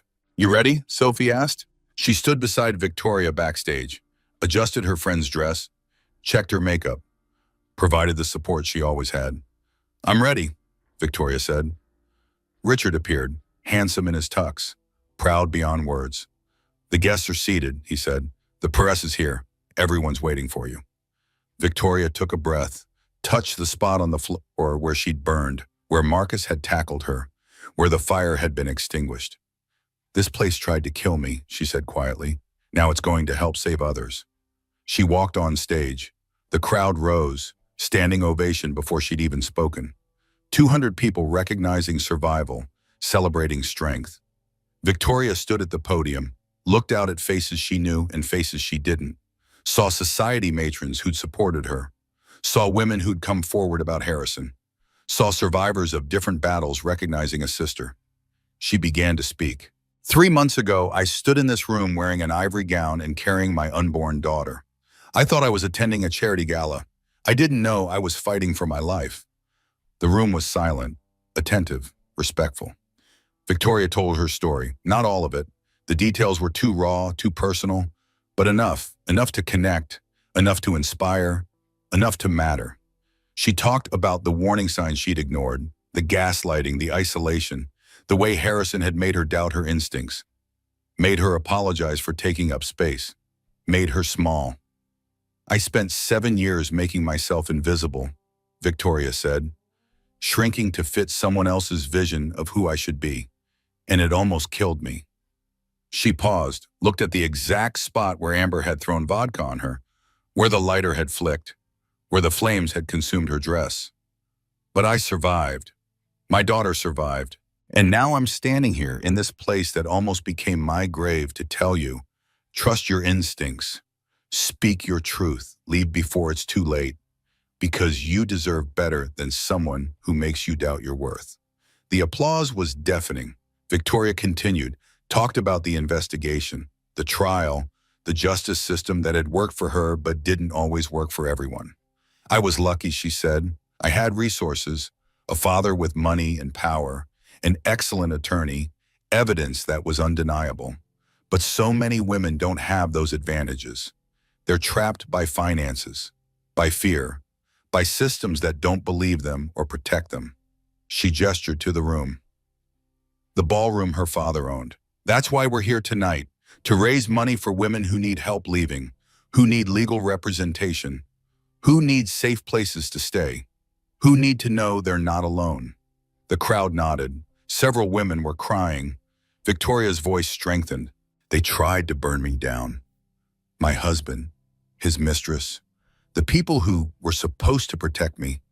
They tried to reduce me to ashes, but I'm still here.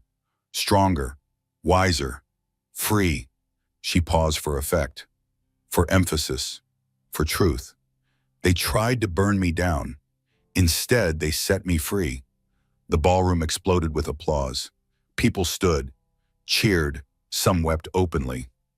Victoria stood at the podium, Grace's photo on the screen behind her, and felt the transformation complete itself. She wasn't a victim anymore.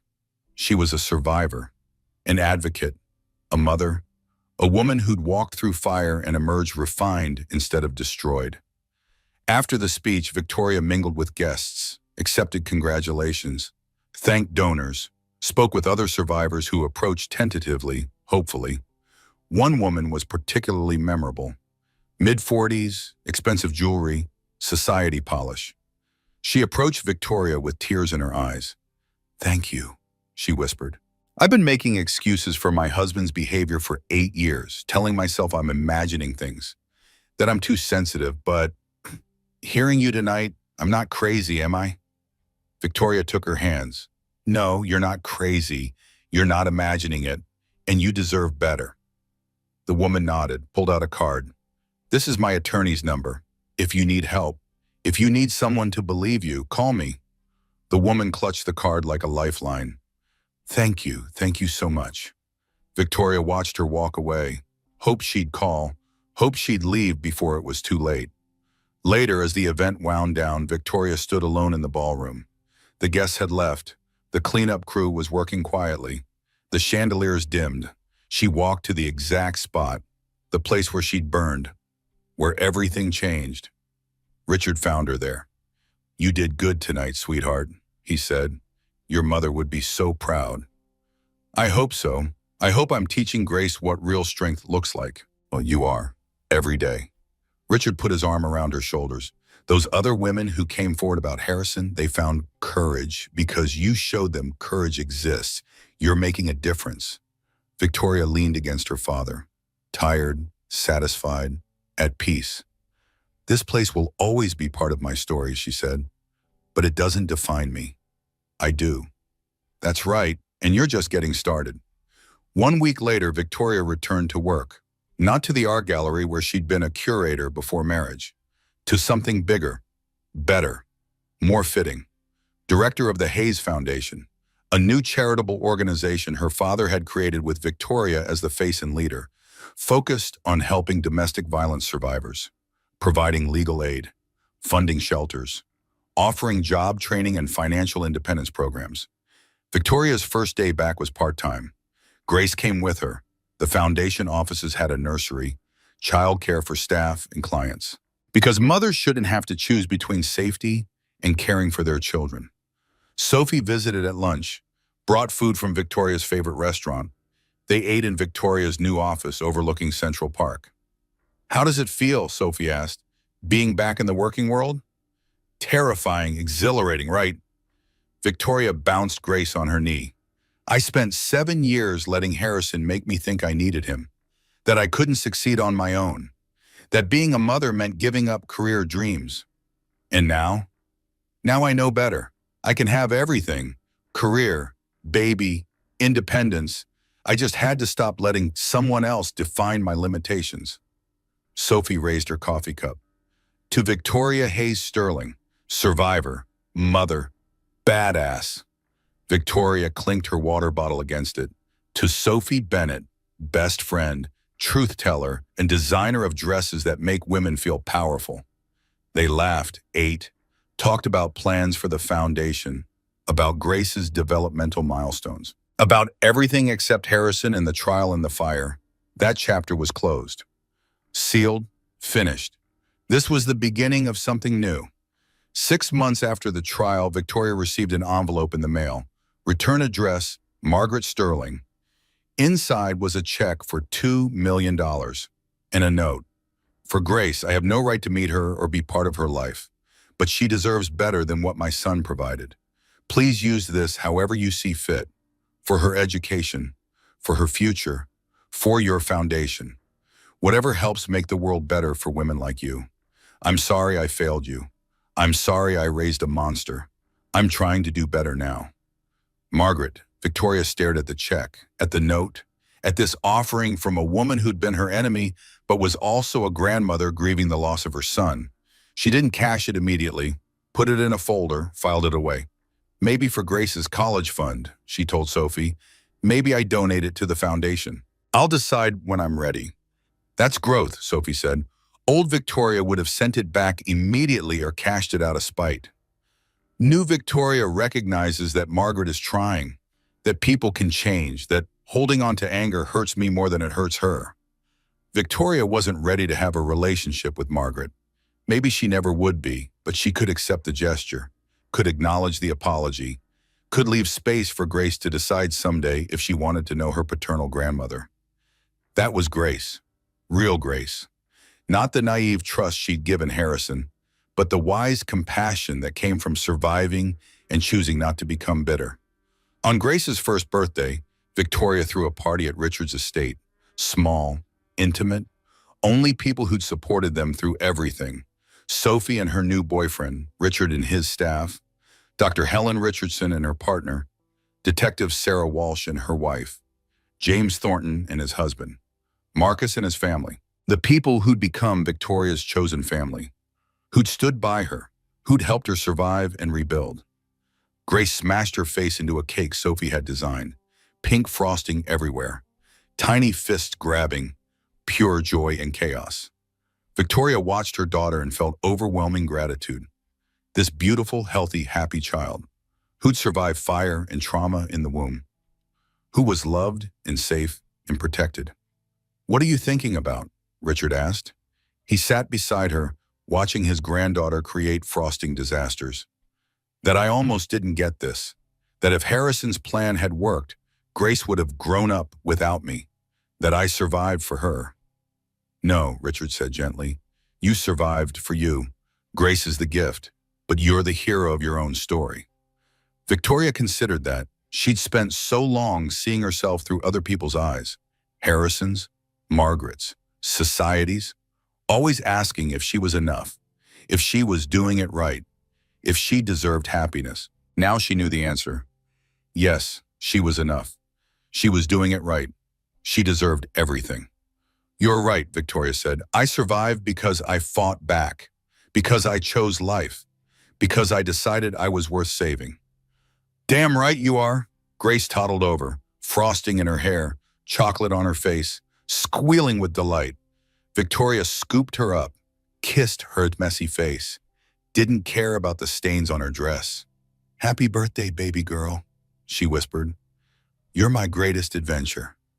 Grace babbled something incomprehensible, patted Victoria's face with sticky hands, smiled with pure love.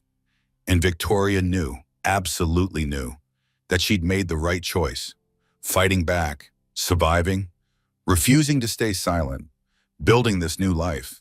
2 years after the trial, Victoria stood in the Hayes Grand Ballroom for the 3rd annual Survivors Gala.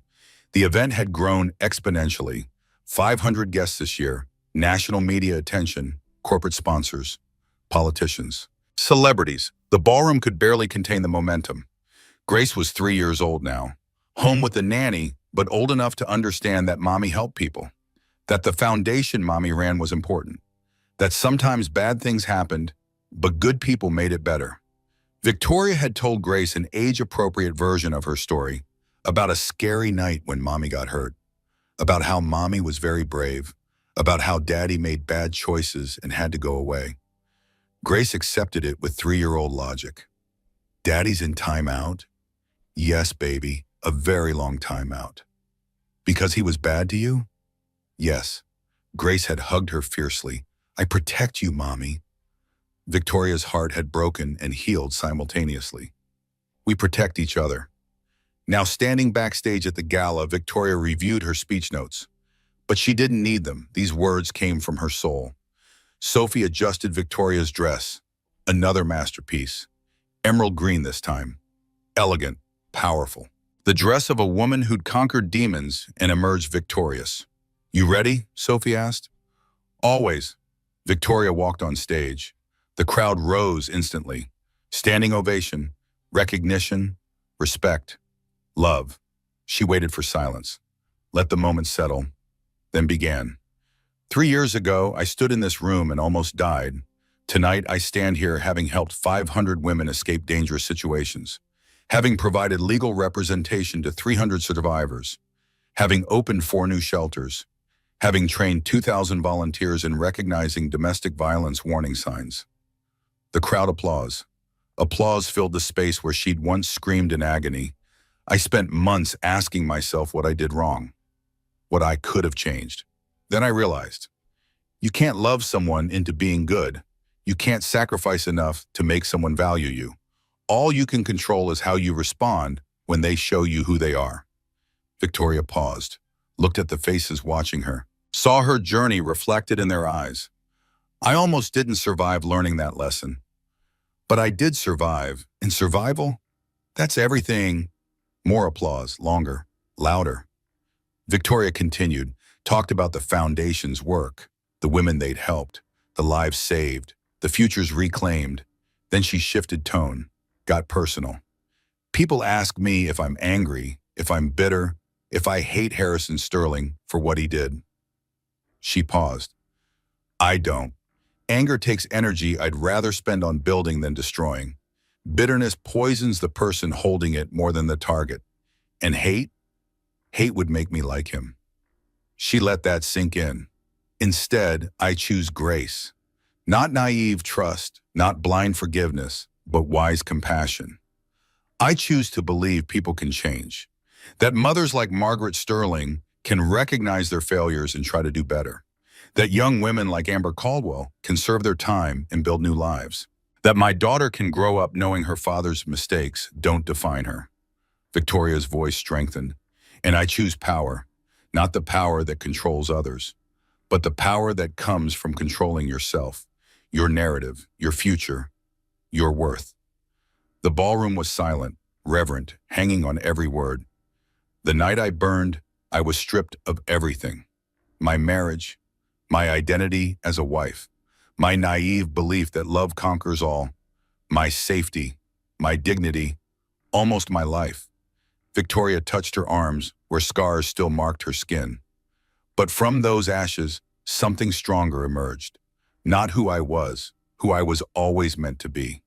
She gestured to the ballroom, to the venue that had almost become her grave but had instead become her cathedral.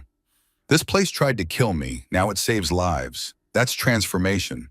That's the power we all have, to take the worst things that happen to us and transmute them into purpose. The applause started, built, became thunderous. Victoria held up her hand, waited for quiet. One more thing to say, the most important thing. To everyone watching who's in a dangerous situation, you're not imagining it. You're not overreacting. You're not responsible for someone else's choices. You deserve safety. You deserve respect. You deserve life. And if you need help, we're here. The Hayes Foundation. Hundreds of organizations like ours. We believe you. We'll help you. You don't have to survive alone. She ended with the phrase that had become her motto, her mantra, her truth. They tried to burn me down. Instead, they set me free. And I'm using that freedom to help set others free too. The ballroom erupted, 500 people standing, cheering, some crying, some laughing. All of them moved. Victoria stood at the podium, Grace's latest photo on the screen behind her, and felt complete, whole, transformed. After the gala, after the guests left, after the final interviews and the last handshake, Victoria stood alone in the ballroom, just like she'd done 2 years ago, just like she'd done countless times since. But tonight felt different, final, full circle. She walked to the spot, the exact marble tile where she'd burned, where the vodka had ignited, where her old life had ended. She knelt down, touched the floor. It was cool and smooth, no trace of fire, no evidence of trauma, just beautiful marble in a beautiful room. Thank you, Victoria whispered, for showing me who I really was, for burning away everything false, for teaching me that I could survive anything. She stood, brushed off her dress, turned to leave. Richard was waiting by the door. He'd stayed through everything, patient, supportive, proud. Ready to go home? He asked. Yeah, Grace is probably driving the nanny crazy. They walked out together, father and daughter, past the spot where she'd almost died, through the ballroom that had witnessed her destruction and her rebirth. Outside, the Manhattan skyline sparkled, the city where she'd been born, where she'd fallen in love, where she'd survived, where she'd built a new life from ashes. Victoria's phone buzzes, text from Sophie. Amazing speech tonight. I'm so proud of you. Grace is lucky to have you as her mom. Victoria typed back quickly. I'm lucky to have her, and you, and everyone who helped me survive. Another text came in, this one from Detective Walsh. Saw your speech on the news. You're inspiring a generation. Keep fighting the good fight. Then James Thornton. Excellent Gala. The Foundation's work is changing lives. You should be very proud. Then Dr. Richardson. Just watched your speech with my daughter.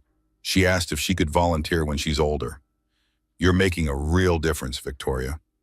Message after message. Support, love, recognition. Victoria felt overwhelmed, grateful. Powerful in a way she'd never felt with Harrison. Because this power came from within, from survival, from choice. They reached Richard's car. Marcus held the door open, smiled at Victoria with genuine warmth.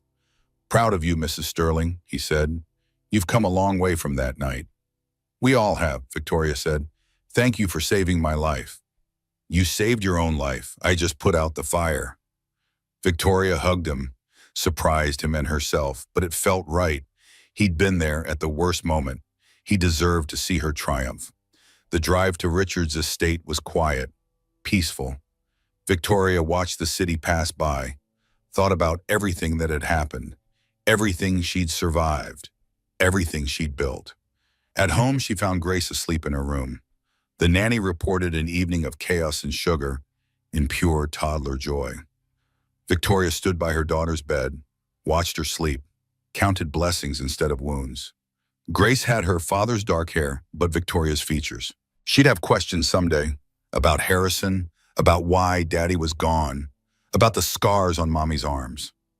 Victoria would answer honestly, age appropriately, but honestly, because Grace deserved truth, deserved to know that her mother survived, that survival was possible, that women were strong enough to fight back and win. Your story starts clean, Victoria whispered to her sleeping daughter. No darkness except what I choose to share as lessons. No shame except what others try to put on you. No limits except the ones you accept. She kissed Grace's forehead, tucked the blanket tighter. And I promise you'll always know you're loved, valued, and safe. That's the difference between your father and me. I choose love every single time. 3 years after the trial, Victoria did something she'd been avoiding. She visited Harrison in prison, not because she forgave him, not because she wanted closure, but because Grace was getting older, starting to ask questions. And Victoria wanted to see him one more time, to confirm what she already knew, that she'd made the right choice, that leaving was survival, that he was exactly who she thought he was. The visitation room was gray, cold, institutional. Nothing like the luxury Harrison had known his whole life. He looked older, prison-aged people fast, gray hair, hollow cheeks, hands that had once signed corporate contracts now folded on a metal table. Victoria sat across from him. A guard stood nearby. She'd insisted on maximum security protocols. No physical contact, no privacy. Harrison stared at her, then his eyes filled with tears. Victoria, he said. His voice was rough. Thank you for coming. I didn't think you would. I almost didn't. How's Grace? I saw photos in the news. She's beautiful. She is, and she's happy and safe. Can I see her? Please, I'm her father. I have rights. No, Victoria said firmly. You have no rights. You gave them up when you planned to kill me. When you reduced her to leverage for inheritance. When you told Amber you'd abandon her once you had the money. Harrison flinched. I was a different person then. Prison changes you. I've had time to think, to realize what I lost, what I threw away. Victoria studied him, looking for genuine remorse, for real change. She saw manipulation, practiced regret, the same mask he'd worn throughout their marriage. Just updated for a prison setting. You haven't changed, Victoria said.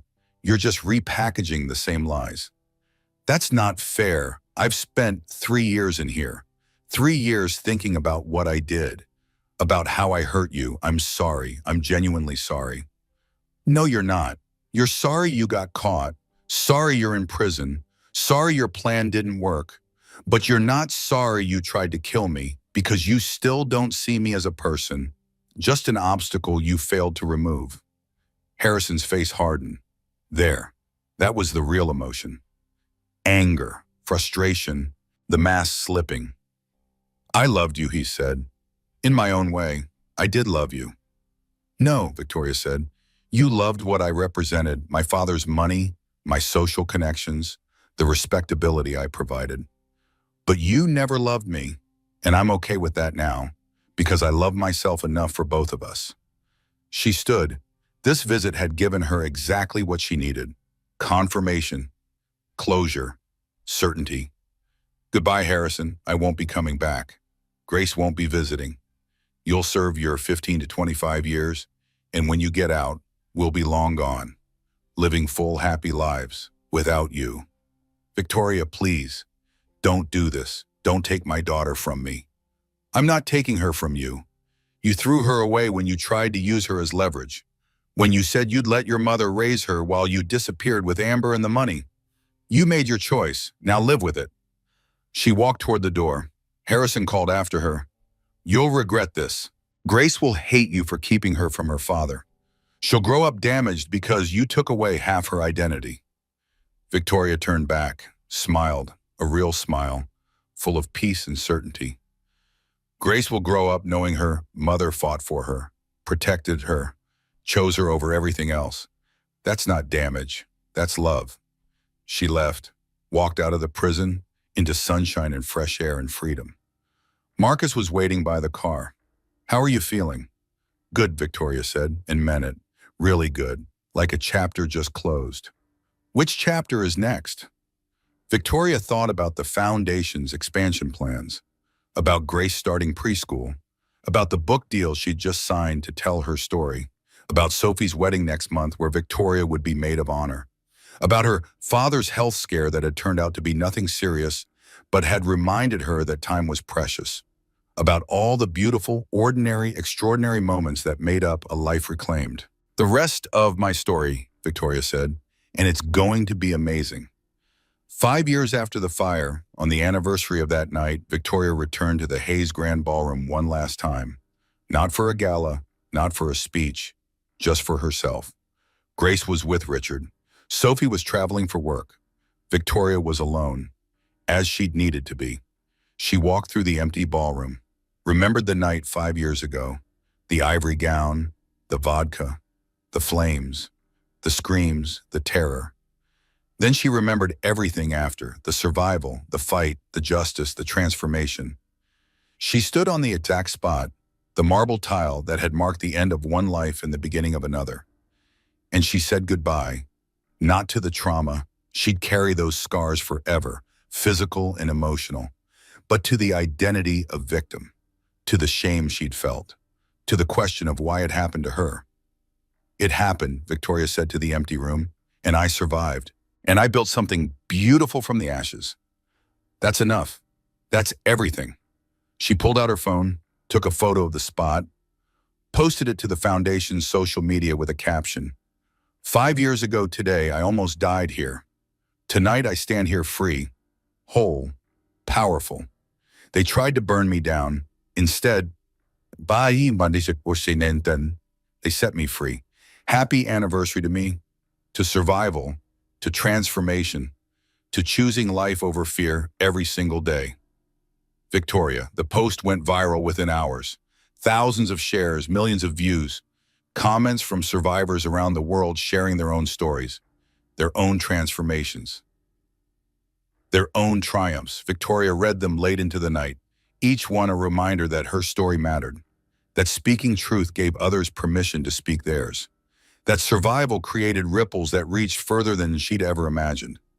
Grace wandered into her room around midnight, rubbing sleepy eyes, dragging her favorite stuffed elephant. Mommy, can't sleep. Victoria scooped her up, settled her in bed, Grace's warm little body against hers, the smell of baby shampoo and innocence. Me neither, baby girl. Why not? Just thinking about how lucky I am to have you, to have our life, to have survived everything that tried to stop us. Grace looked up at her with those wise 5-year-old eyes. You're the strongest mommy ever. Victoria's eyes filled with tears. You're the strongest daughter ever. We're strong together? Yes, baby. We're strong together. Grace fell asleep minutes later, snoring softly, completely secure in her mother's love.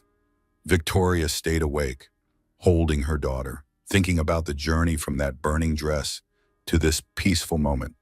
She'd been broken. Then she'd healed. Not by forgetting, not by pretending it didn't happen, but by walking through the fire and emerging transformed. That was the secret nobody told you. Transformation hurt, required sacrifice, demanded courage. But on the other side, freedom, power, peace. Victoria kissed Grace's head, whispered promises into her hair. I'll teach you to be strong but kind, powerful but compassionate, fierce but graceful. Everything they tried to burn out of me, everything I reclaimed, everything you deserve to know. As dawn broke over Manhattan, Victoria watched the sunrise through her window. Grace asleep in her arms, a new day beginning.